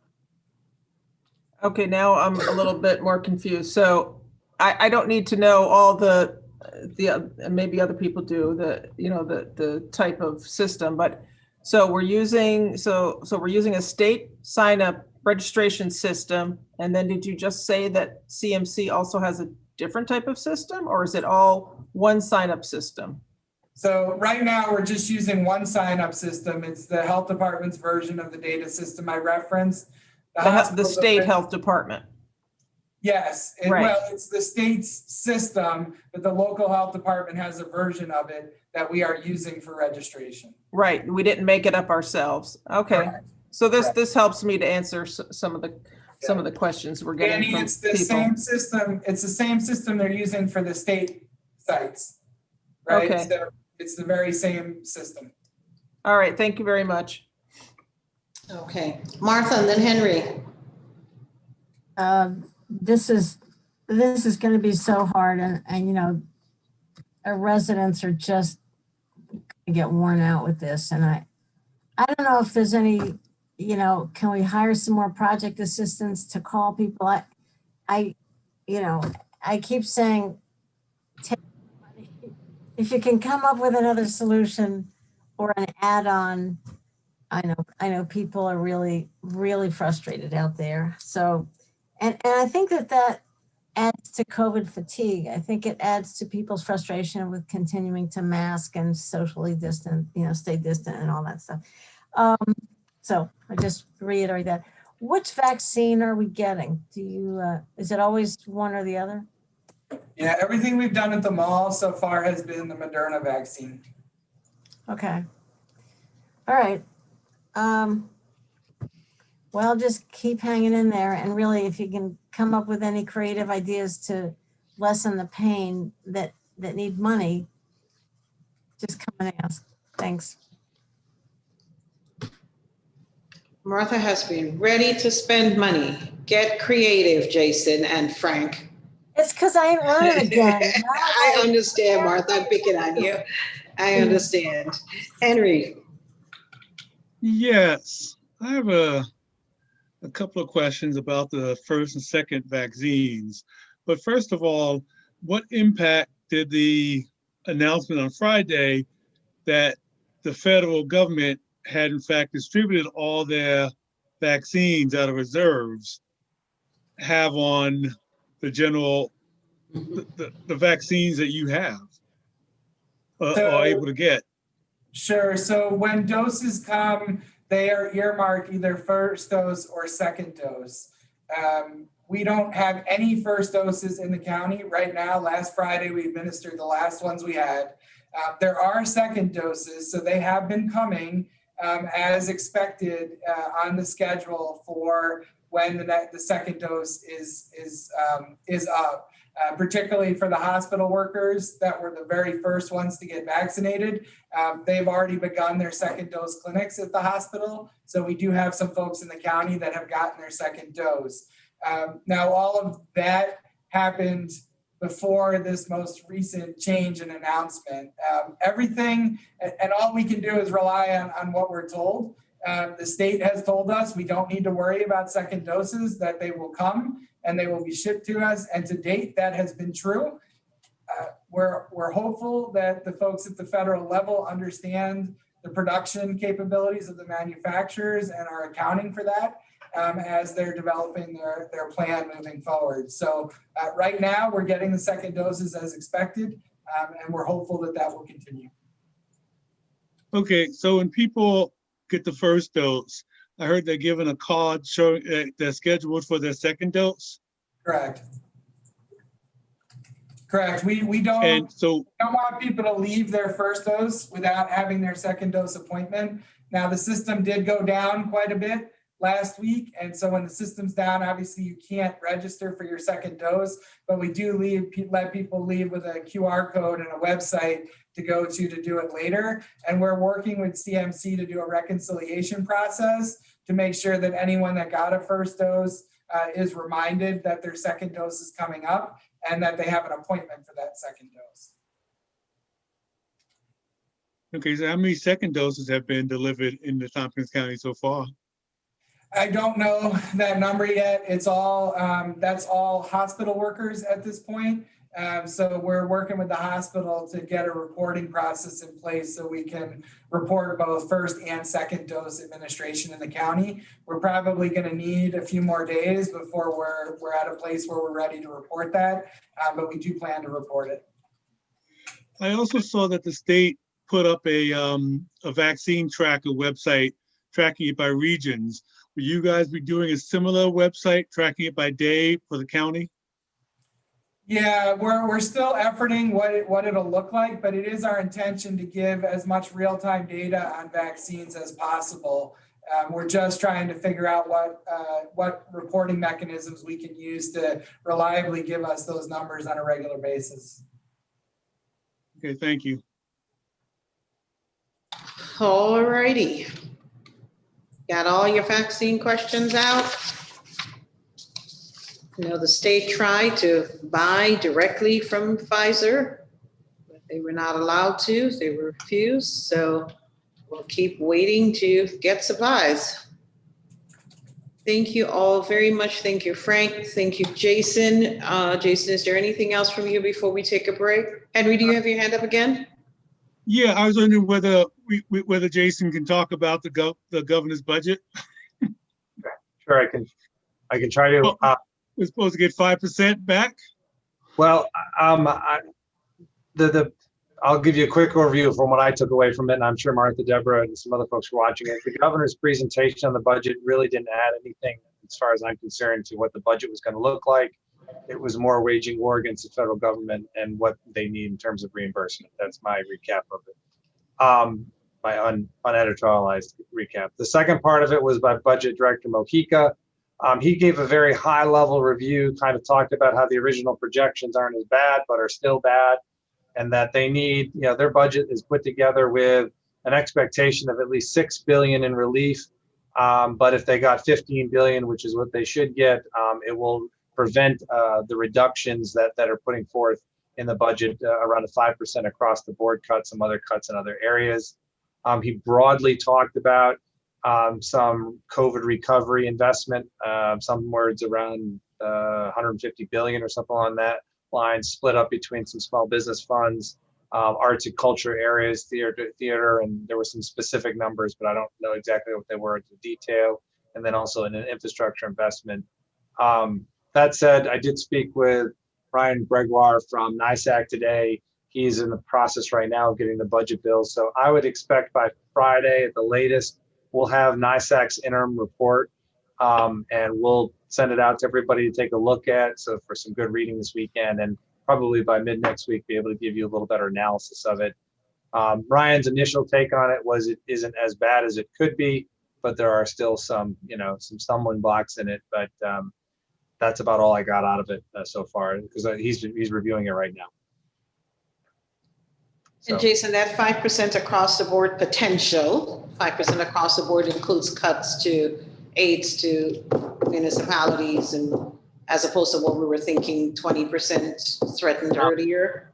Right now, it looks to be closer to 5%. I'm going to guess that there is some inconsistencies, and that 5 across the board is just a generalization. There are probably some a little bit more, some a little bit less. So, you know, but generally it didn't seem to be touching on 20%. It seemed to be lower than that. But that does take into account consideration that they would get $6 billion in aid. So obviously, if they don't get $6 billion in aid, it could be worse. Counting on that. All right, Martha, you got a minute before we take break. So Jason, I was confused about that because they've been withholding 20%. Does that mean they're going to release 15% back? That's what I would hope, yes. That's the way I meant math in my head. But when and if they're two different, are different things. But that's my take out of it. Yeah, that was They one only, I had in mind, but he didn't have an answer for that one. Okay, all right, and in Mohika's presentation was obviously was a ton more actual information.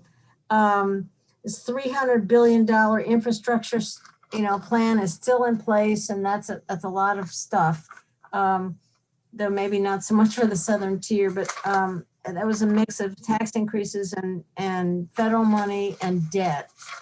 And he also mentioned the FMAP increase. If people remember that there was the first COVID bill, there was Medicaid that went to the states and to the localities, to the counties, only through March 31st. And Mojica expects Biden to extend that emergency declaration or whatever, so that he expects that'll be extended. I don't know, 6 months or longer, but so that was good news. and they're counting on that too. Yeah, they are. I see. It'll probably be extended. The question is what happens into 22. Yeah. Okay.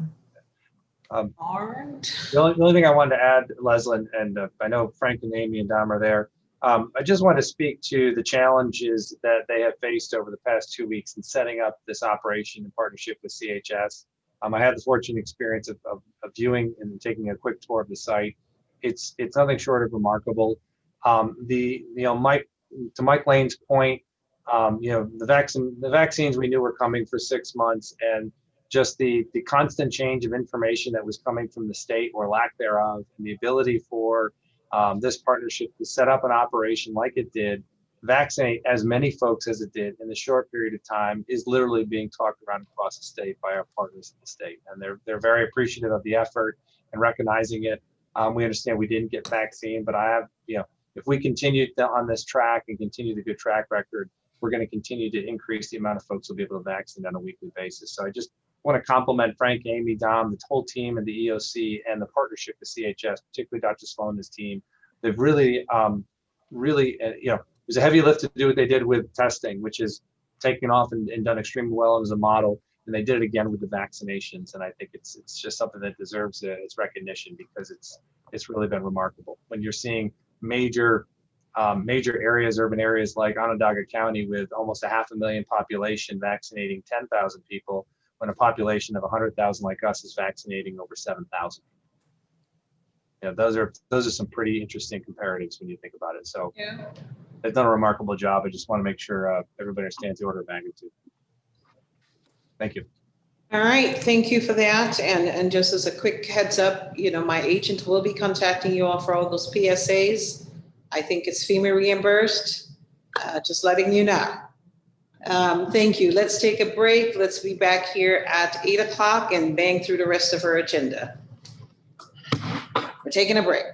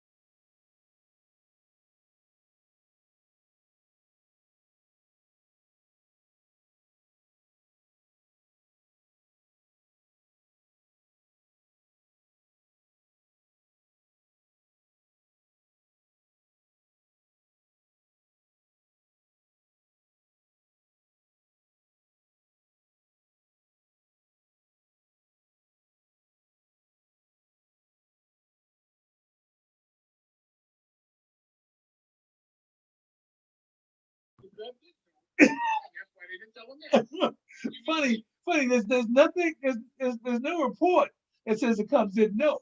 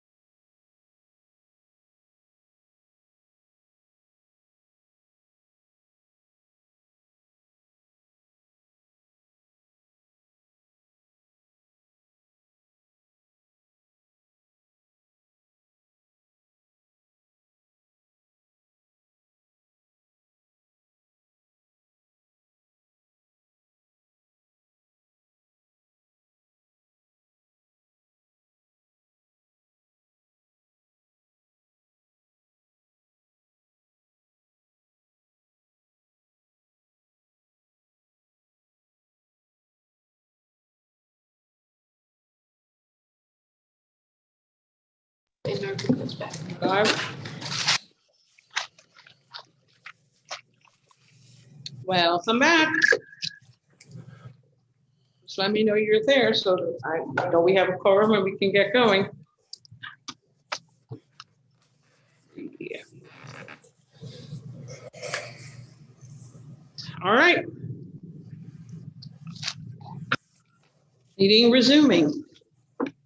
Back to our reports. County Attorney Jonathan Wood. Hey, I'm actually going to give a report.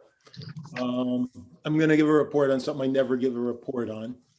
And that is, as you all probably know, one of the major functions of the county attorney's office is family court, juvenile delinquency, and persons in need of supervision. Jonathan, can you speak up a little bit more? Sure. Juvenile delinquencies and PINs. And as you probably know, almost everything that happens in those courts are confidential. Are people hearing me okay? Yes. Okay. Much better, thank you. Sure, sorry. But there are a couple of things which happened in the past week, which I think are worth reporting on. So I'll do that. Number one, you all may recall almost exactly 2 years ago, there was a stabbing in downtown Ithaca, which involved 3 youths, one 13 years old, one 15, and one 16. Happened pretty near our office. And we thought it might be a murder at first. The person was in critical condition, but fortunately the victim lived. And the 3 youths were prosecuted by our office, and it was reported in the paper they were prosecuted for gang assault and assault. I wanted to kind of follow up on what's happened since then. As a result of this, it was discovered that one of the 3 perpetrators, the 13-year-old actually was wanted for murder in another state. After the proceedings finished in our court, the other state came to pick him up, and he was charged with murder and convicted there. And just the other day, we received a press release from another state indicating that because of the exceptional circumstances involved with this youth, including while he was sought for murder in the other state, he committed close to a murder in Ithaca. But in any event, I think yesterday or the day before, he was sentenced to 63 years in jail. So, I mean, and he was sentenced on the murder in the other state, not on what he did here, but I imagine they accounted for what he did here. So that's one thing. Second issue is something that has come up periodically, which is an issue and happened again this past week. As you may know, periodically youths are picked up on warrants or having committed a crime. So this past week, a youth was picked up on a warrant and supposed to be placed in a residential facility because it's over the weekend until the youth can appear in court. And what periodically happens and seems to be happening more is that there's no residential facility we could find to place the kid. And in this case, the kid ended up spending the night sleeping on the sheriff's floor. It's an unacceptable situation, but it tends to be recurring, and it's really something we need to do something about. It's a complicated situation, but these are children or youths who there's no place for them to go, and we can't find a bed for them under the rules and restrictions and the beds available, and we end up having no place to put them. And it's happened several times in the recent years, including last week. Obviously, we're working on the situation, but just so you folks are aware of that. That's my report. Thank you, Jonathan. I almost half want you to not give a report if that's the report you're going to hear, but good Lord. I hear you, but thank you, definitely. Mike Lane? John, just following up on that, we've heard before about this problem not having a residential place for these young people. And I thought we were going to talk about having maybe a regional approach to this. Do we at Tompkins County, is it really falling on us to try to get this thing started? Well, I've talked with DSS, and this is, like I said, it's a complex problem. And they have tried, according to DSS, to get a regional facility where we can join up with some other counties to have a bed available. It's kind of complicated too, because there are various classifications on which, so a place that's suitable for one youth may not be suitable for another youth.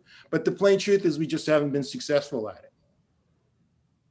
I can add a little bit to this. The issue particularly that they're talking about is beds around specialized secure detention, which was created through the Raise the Age legislation. And while we were actively involved with the multiple counties on the potential construction of a new facility in partnership with this kind of consortium, the state, I think, pretty much put the kibosh to it. And it's kind of just sit there lingering at this point without really much resolution. The challenge is that I don't think the increased numbers from the original pre-Raise the Age estimates have come through. So the state is not willing, from my understanding of this, and correct me if I'm wrong, John, then it wasn't willing to really put forward the capital to construct additional facilities. And what's happening is if there's an uptick in these cases and there isn't a bed available across the state, there isn't a solution. Frankly, we've dealt with this, less than a handful of times, but about that since the Raise the Age has come into play. And the problem is the state isn't willing to free up beds or isn't willing to push facilities to free up beds that may be being reserved by other counties or other agencies. And we're stuck, holding folks for 24 hours or more at times without, proper facilities. It actually would probably be safer and more comfortable to actually provide them with a cell by themselves than actually doing what we're doing. But right now that isn't a viable option. And it pokes its head every few months. Yeah. So that's partly right. And what Jason says, that deals with secure. This one actually happened to be non-secure, which is different. Oh, was it? Okay. The issue occurs in both circumstances. Secure, actually, we tend to be doing a little better on. The problem is that they'll find a bed and it'll be someplace like down on Long Island or something. So the sheriff will end up driving 4.5 hours to pick the kid up, to drop the kid off, because that'll be the closest bed if we find one at all. So, it's a problem. What Jason says, it's also a problem in other cases in non-secure. All right, multiple hands. I'll go across the screen. Deborah, Martha, Rich.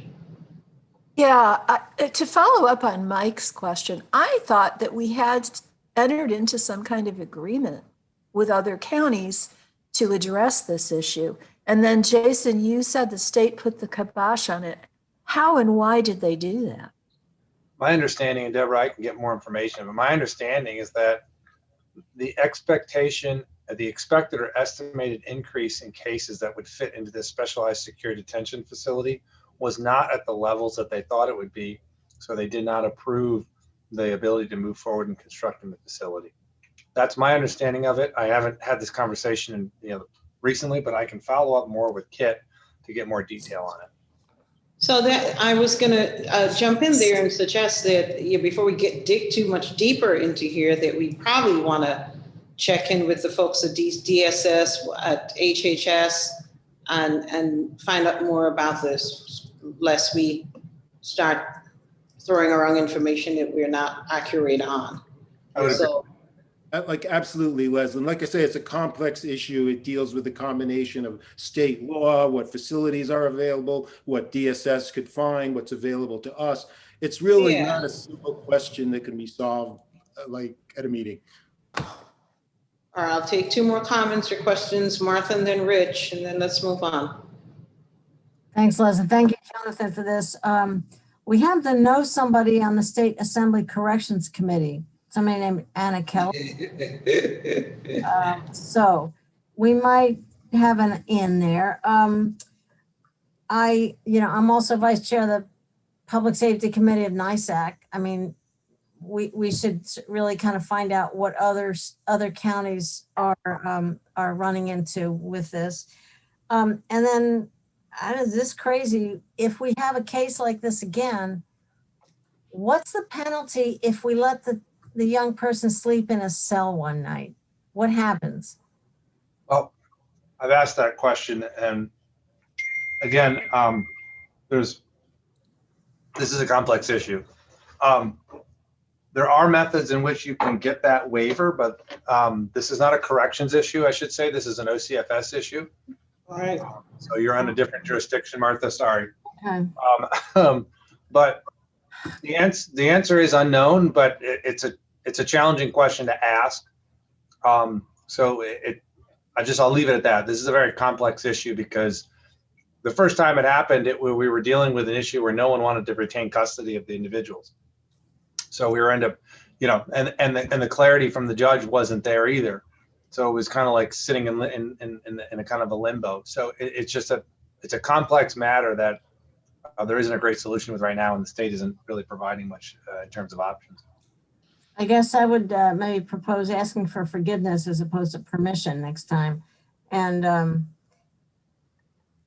so if they say you did a bad thing, we sue them for not providing what they promised to provide. Putting a youth in a cell, it definitely is an option, but it obviously elevates issues. Yeah, it's better than the floor. Thank you. Rich. Yeah, I think most of what can be said on this has been said. I would echo that this is a well-intentioned policy that we really shouldn't want to have 16 and 17-year-olds in our jails. But the execution by the state has been horrendous, and it's been complicated by the pandemic. There is a fairly simple solution, which is to become more flexible in where you can hold these individuals. And the state just hasn't addressed it at all. I think this is a good topic to raise at Public Safety and to combine with the Tiger Committee to try to get some rationality out of the state. I would also say Health and Human Yes, Services. it's really unfortunate.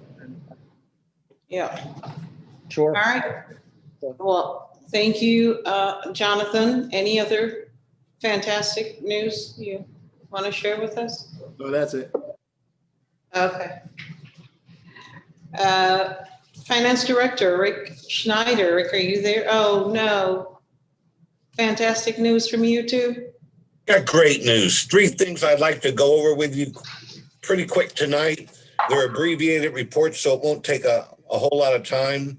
I'm going to share my screen and show you what was sent out to you earlier, right before the meeting, around 5 o'clock today. And you should be looking at a report. Are you? Yes. Yes, we are. We got a very short sales tax report because I didn't have a chance to do the complete distribution because we just got them at the end of last week. But I do have a short little blurb which brings us up to date for year end from Dave Lucas. This is from his report that was sent out last week. And even though I can't share with you December's numbers alone, I can show you our year to date, including December. And they're reporting right here that our total for 2020 was $50 million, almost $51 million, compared to 2019, which was $57 million. So the net change from year to year shows up right here where it says $5.9 million less than 2019. That works out to a decrease of 10.4% for the year. So you remember last month when we were looking at the end of November, we were showing that we were down for the year 12%. I think the month before that, we were around 14% deficit. So we now have figures that show we're down 10.4% for the whole year for sales tax, which hurts us by $5.9 million. I'll be sharing the rest of the December sales tax report either by email or at our next meeting. So are there any questions on sales tax? Okay, if not, I'll move on. Hold on, Rick, Michaeline has a question. Rick, you had sent us out a table a couple of days ago, and so puts this 10% in perspective. We were the county with the largest decline, right, upstate of all the counties. Is that right? All counties. The largest county in total, except for New York City, we were the largest deficit county as a percent. So I guess not a great thing to be, but that's the good news in this. I think we came in fairly close to some of our early estimates when COVID just began. You know, this is within that window, is it not, Jason? Pretty close to what our early estimates were. I guess so, yeah. I mean, that's unfortunate, you know, to say that we hit the estimate, but you know, at one point in time, we were looking at maybe 15 or 16% down. And, you know, this shows right here that once I put out the December reports, this 10.4% might go up or down a point or two, but nothing tremendous to change there.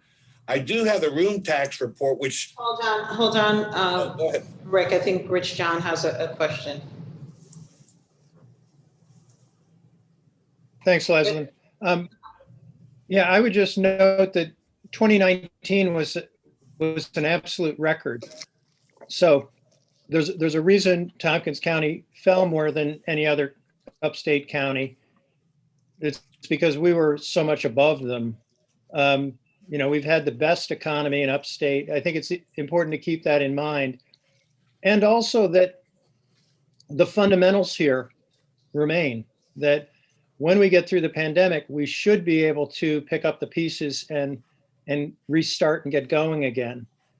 These are bad numbers, but I think we have to be careful to keep them in context, that they're bad because we had such a great 2019. And we should be able to come back from some of that. And correct me if I'm wrong, Jason. I see your hand. I think you're right in terms of foundation, but I don't want to sugarcoat it. It is the worst in the state by several percentage points, you know. So I think there are several things that come into play. Both are good in terms of elasticness. One is I'm fairly certain higher ed played a role in this, and that, you know, students not being here has impacted. Even in the fall, you had, you know, a 75% in-person enrollment. So there's the sheer presence or lack of presence of students, I think, played a role in this, and hopefully next fall that will be different. So I think that will rebound as a result of it. Also, travel has not taken place, and travel doesn't take place. That is a component of our economy, both business travel, whether it's related to Cornell or higher ed or other things, and then leisure travel. Again, that's a big feeder into sales tax, and hopefully, again, if not this summer, towards the tail end of the summer and the fall, that will start to recover. To your point, the economy does have a good foundation, but these are real numbers, and they are really the worst in the state. And I just want to be serious about that. That's the real deal. No one lost ahead of us with this one. But I do think that we are better positioned to recover because of some of the robustness of the economy, the local economy. Well, thank you, Yeah, Jason. I certainly didn't want to undersell how bad it is. I just wanted the context around it. Yeah. Thanks. Thank you, Rich, for trying to sprinkle a little sunshine on it. Thank you, Jason, for trying to pull the clouds back over it. Sorry, Rich. Go ahead, Rick. Two other sectors that affect the sales tax is the gas prices. So our gas sales were down a lot, plus the gas prices were down very, very much. So that had a big impact. And the other big sector that takes a hit is the hotel and tourism sector, where we have restaurants and hotels and anything leisure oriented. We have had a tremendous negative impact for us this past year.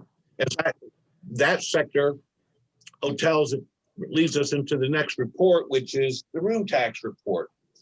And we really scurried to try to get this out early to you this month. In fact, we just got finalized numbers today. We had some preliminary numbers. I appreciate Lisa Schott and Nick Helmholt working together to put these numbers together for us. But here is the 2020 room tax. The fourth quarter came in at $146,000.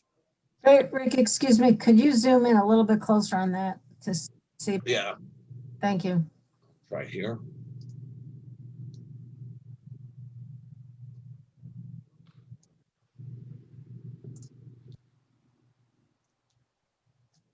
Oh, you went back out.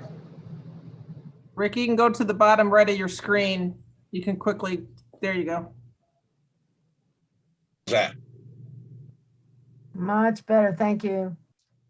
If we look at this figure here, the 145,794, that is extra money that came in due from late payments from previous quarters. So that number is pretty high compared to other years. That additional revenue is attributed to taxes collected outside of the fourth quarter. But the fourth quarter came in at 289,417 compared to 746,565. Also in the fourth quarter, you can see that the hotels were hurt more than the bed and breakfast. The hotels only came in at about a third of what they were last year, 218,000 compared to 677,000 in the fourth quarter. Bed and breakfast actually came in higher in the fourth quarter at 71,000 compared to 69,000. So you can see where people are going. I think we discussed that pretty much tonight. Maybe you should have had these numbers before you voted, but never level that plan. You can see that the total down here for bed and breakfast at 244,000 is about 2/3 of the 357,000 they were at last year. But over here on the hotel side, 876,000 is about 1/3 of the 2,491,000 that they brought in last year. So unfortunately, when you add it all up, that our room tax was down $1.7 million. That's these totals here again, compared year over year, down 1.7 or 57.8% less than 2019.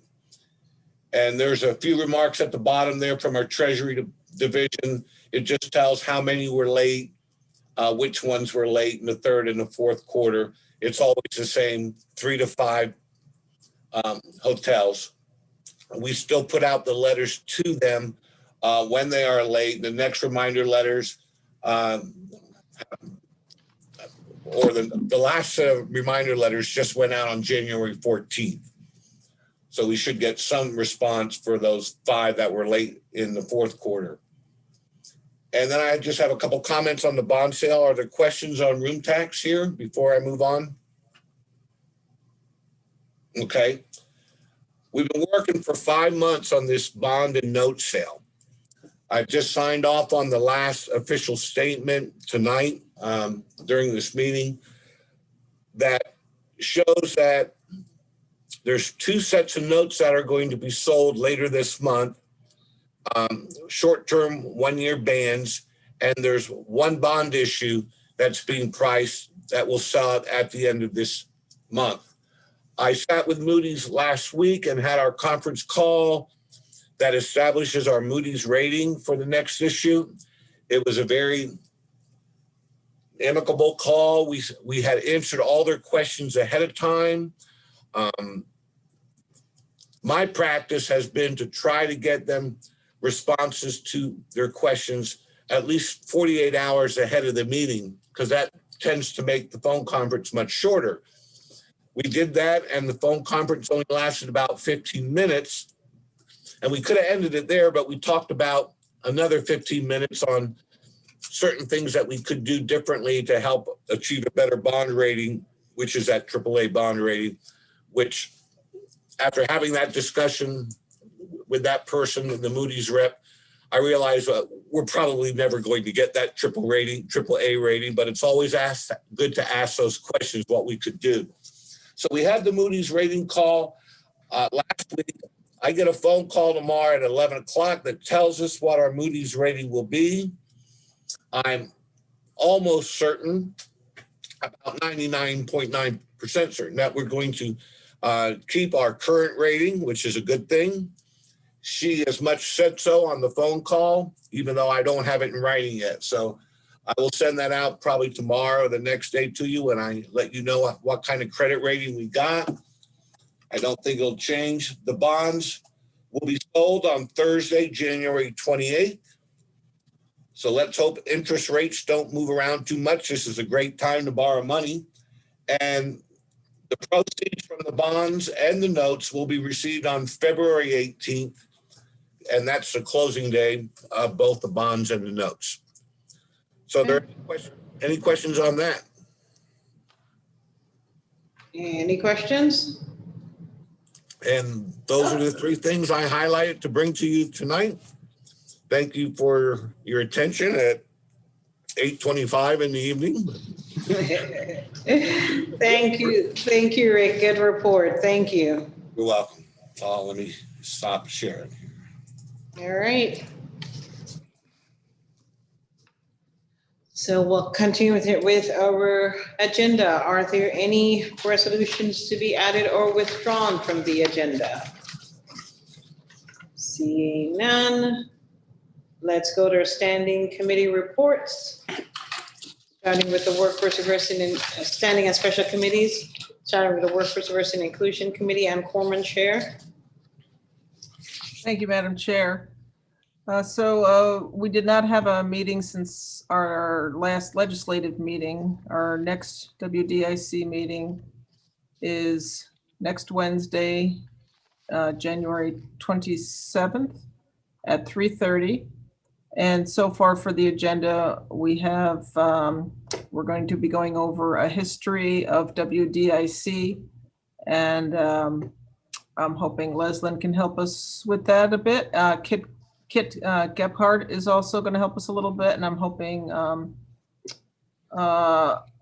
Larry, whose last name escapes me, Larry Roberts, might be able to help us a little bit. Kathy Covert, our legislative chair, has said that she's starting to gather some information, some historical information for us. And at that point, we'll also be nominating and voting for a vice chair for WDIC for 2021. And we'll be discussing the schedule for the coming year. We're going to be going to every other month. And I thought maybe we would start January and then skip a month, but I'll let Henry, who's our vice chair, speak to that if he has any other thoughts about that, or if there's anything else I missed. Nope. Okay. No. All right. Thank you, Annie. Thank you, Henry. Anything else? Any questions for Annie? Okay. Thanks. Moving on. Thank you for chairing the committee, Annie. Tiger Committee, Martha Robertson, Chair. Thank you, Leslin. Our last meeting was January 6th. That date may ring a bell. And, we left the meeting and then, I don't know if other people also just kind of turned on the news and, the world was exploding. So it actually was one of those meetings where we couldn't really nail down speakers. So we ended up talking quite a bit among ourselves. And that was well spent. And we did pass this resolution, talked about this resolution on the Blue Ribbon Commission. Our next meeting is February 3rd. I haven't really polled the committee yet about the next committee yet about date and time. So I actually do want to look at that because especially the issue of setting agendas is kind of an issue. I'm hoping very, very much that we can still have Amanda Spellacy come and speak with us. I did talk to her the other day. One idea was I wanted to have us send Majority Leader Schumer a letter and maybe a little gift, such as, for example, an Ithaca is Gorgeous mask. They sell at Sunny Days. So I've gotten the mailing address, and I hope we can.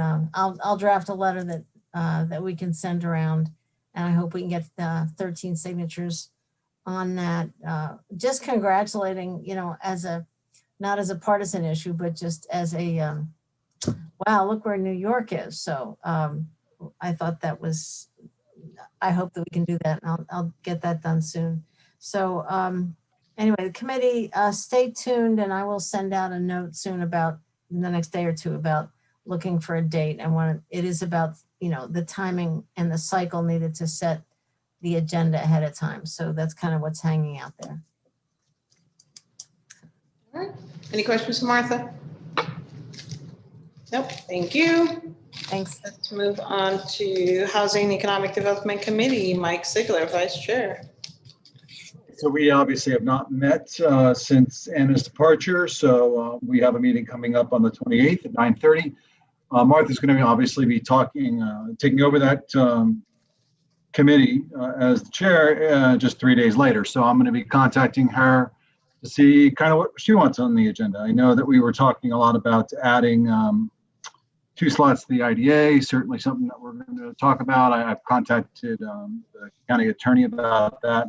And kind of see what else she wants to talk about. So I figure I'll call her probably around noon tomorrow. I don't think she's got anything on her calendar for that. And just call her right then and get that on the agenda. So that's about it. Sounds like a conversation that needs to happen offline. I'm messing. Thank you, Mike. Any questions? Nope, moving on. Downtown Facilities Committee, Dave McKenna, Chair. You're muted.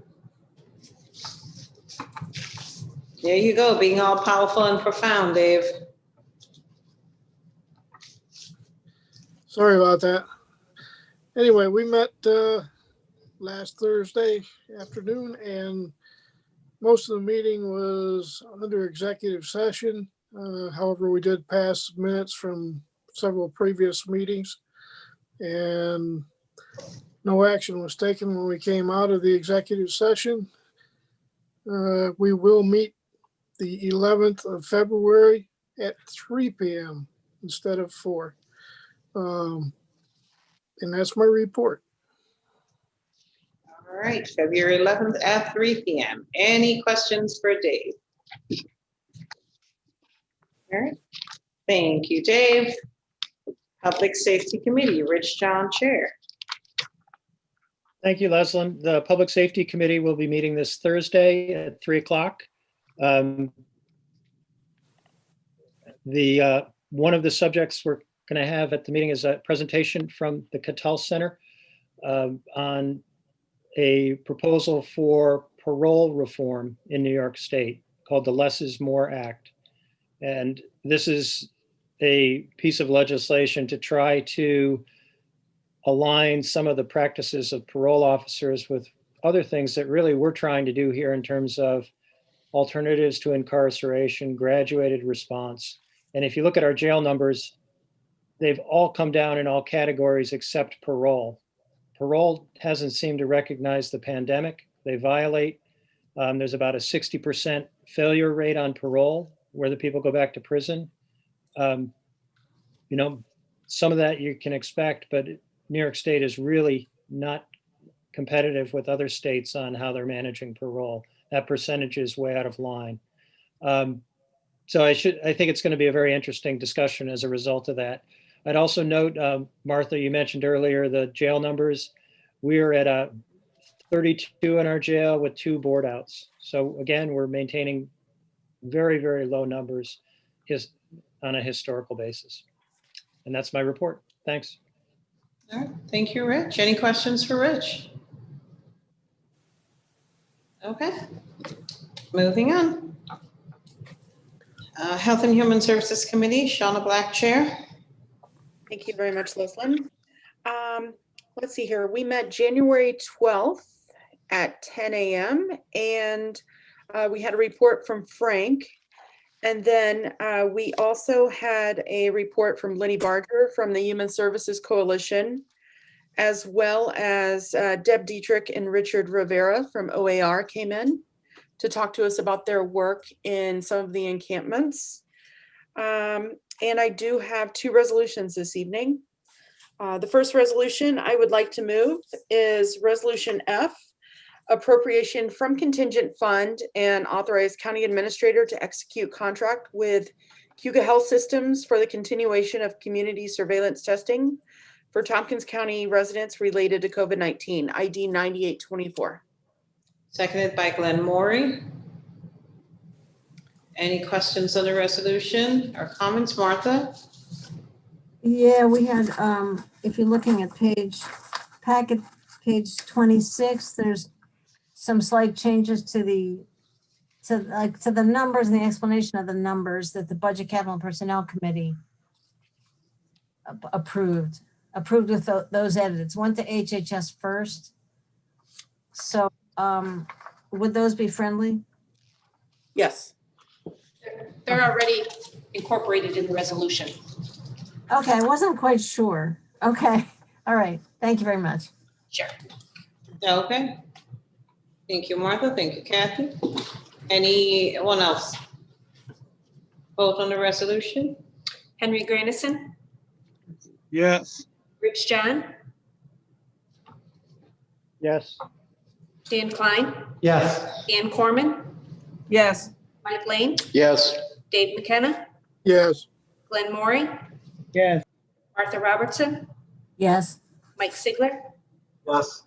Shauna Black, Yes. Amanda Champion, Yes. Deborah Dawson, Yes. Leslie McBean Claiborne, Yes. 13 ayes, 0 noes. It carries unanimously. Go ahead, Shauna. And my second resolution this evening is Resolution G, 2021 budget transfer from the contingent fund to county administration for community outreach worker ID 9807. I move that. Seconded by Dan Klein. Questions, comments? All right, let's take it to a vote. Henry Grandison, Yes. Rich John, Yes. Dan Klein, Yes. Ann Corman, Yes. Mike Lane, Yes. Dave McKenna, Yes. Glenn Maury, Yes. Martha Robertson, Yes. Mike Sigler, Shauna Black, Yes. Amanda Champion, Yes. Deborah Dawson, Yes. Leslie McBean Claiborne, Yes. 13 ayes, 0 noes. That carries unanimously. Any other? And for the rest of my report, we will be meeting with our new committee members February 15th at 1 p.m. We are going to keep the same date and time. And I will reach out to committee members over the next week or so that we can review the last year's goals and set forth new goals. Thank you all. Any other questions for Shauna on HHS report? No. Thank you. Facilities and Infrastructure Committee, Mike Lane, Chair.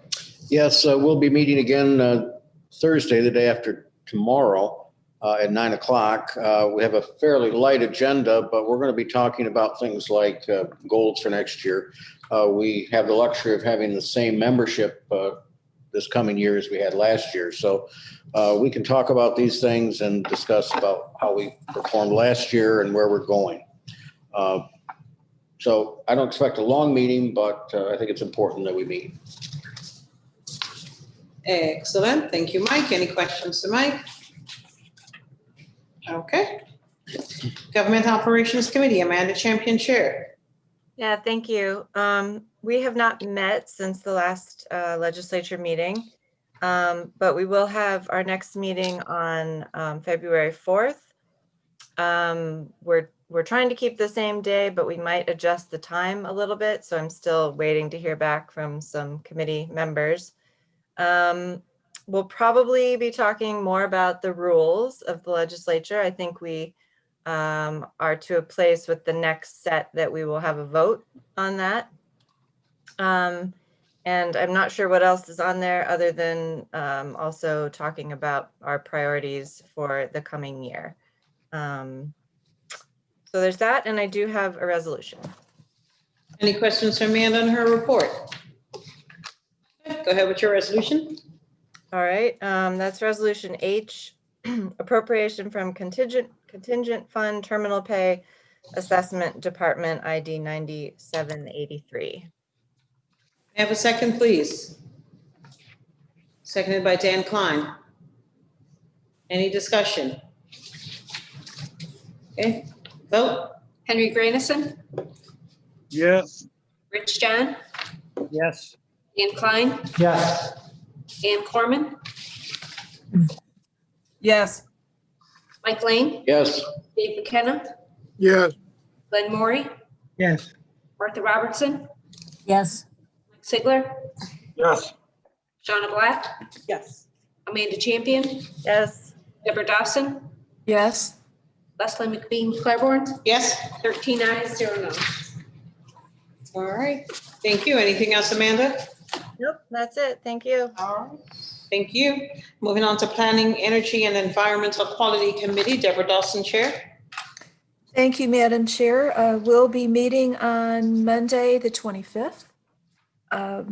We will be having a presentation from Rachel Carpatella, who is the Director of Commercial Heating Systems for Sustainable Westchester, which is apparently the model sustainability program in New York State. Thanks to Brian Eden for putting me in touch with Rachel. Anyone who's interested is welcome to attend. Rachel's presentation will be starting at 3. Meanwhile, I want to thank Barbara Ekstrom and Amanda Champion for their work on the environmentally preferred procurement policy.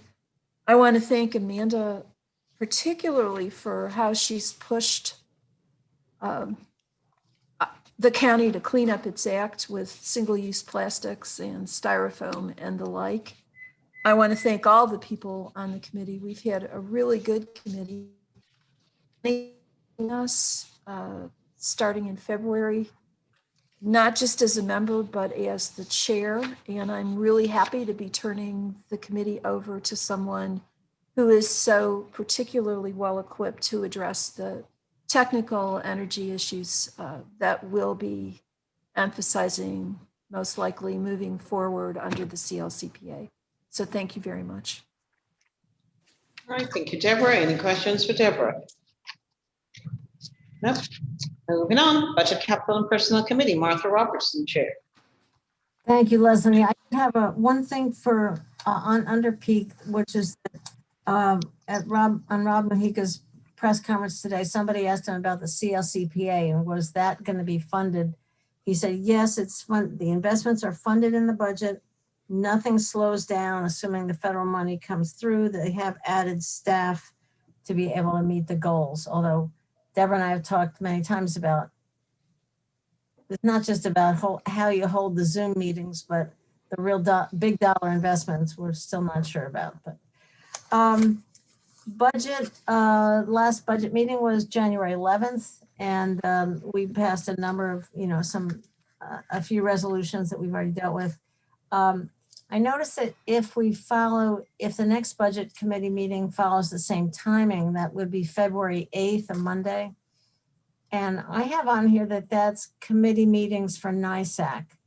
I don't know what the NISAC schedule is for the committee meetings or whatever else is going on that day. But Deborah, when if you're looking at the budget committee, I wonder if you could, is that something to check? Yeah, I didn't realize that, Martha. I will check it. Thank you. Okay. All right. Thanks a million. So, and I look forward to working with you on budget. Thanks. I'll be picking your brain, especially since I only have a year to do it.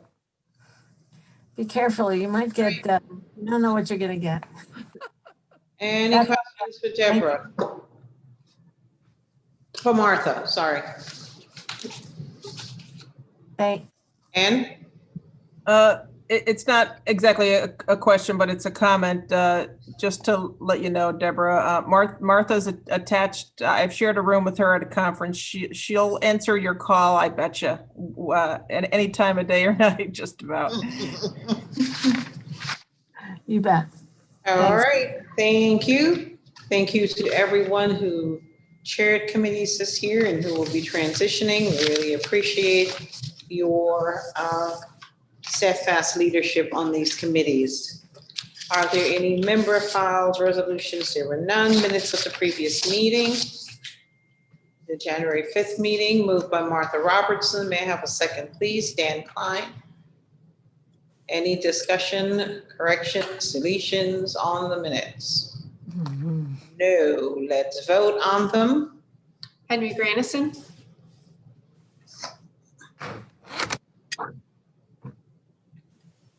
Did we move them? Yes. Oh, okay. Sorry. Henry Grandison, Yes. Rich John, Yes. Dan Klein, Yes. Ann Corman, Yes. Mike Lane, Yes. Dave McKenna, Yes. Glenn Maury,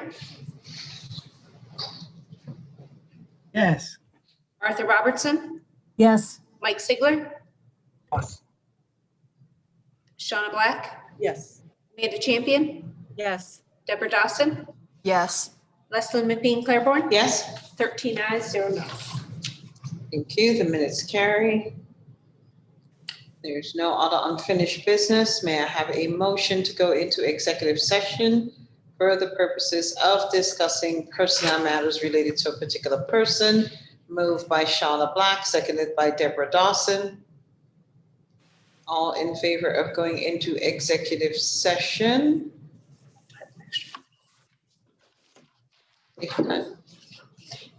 Henry Grandison, Yes. Rich John, Yes. Dan Klein, Yes. Ann Corman, Yes. Mike Lane, Yes. Dave McKenna, Yes. Glenn Maury, Yes. Martha Robertson, Yes. Mike Sigler, Yes. Shauna Black, Yes. Amanda Champion, Yes. Deborah Dawson, Yes. Lesley McBean Claiborne, Yes. 13 ayes, 0 no's. The executive session is called. We will not be taking any action and do not intend to take action when we get out of executive session. So we'll move directly to adjournment. Go ahead, take a stretch while we shut things down and get ready. Shall I say goodnight? You may say good night, Rick. Night, Rick. Good night, Rick. Good night, Rick. Bye-bye.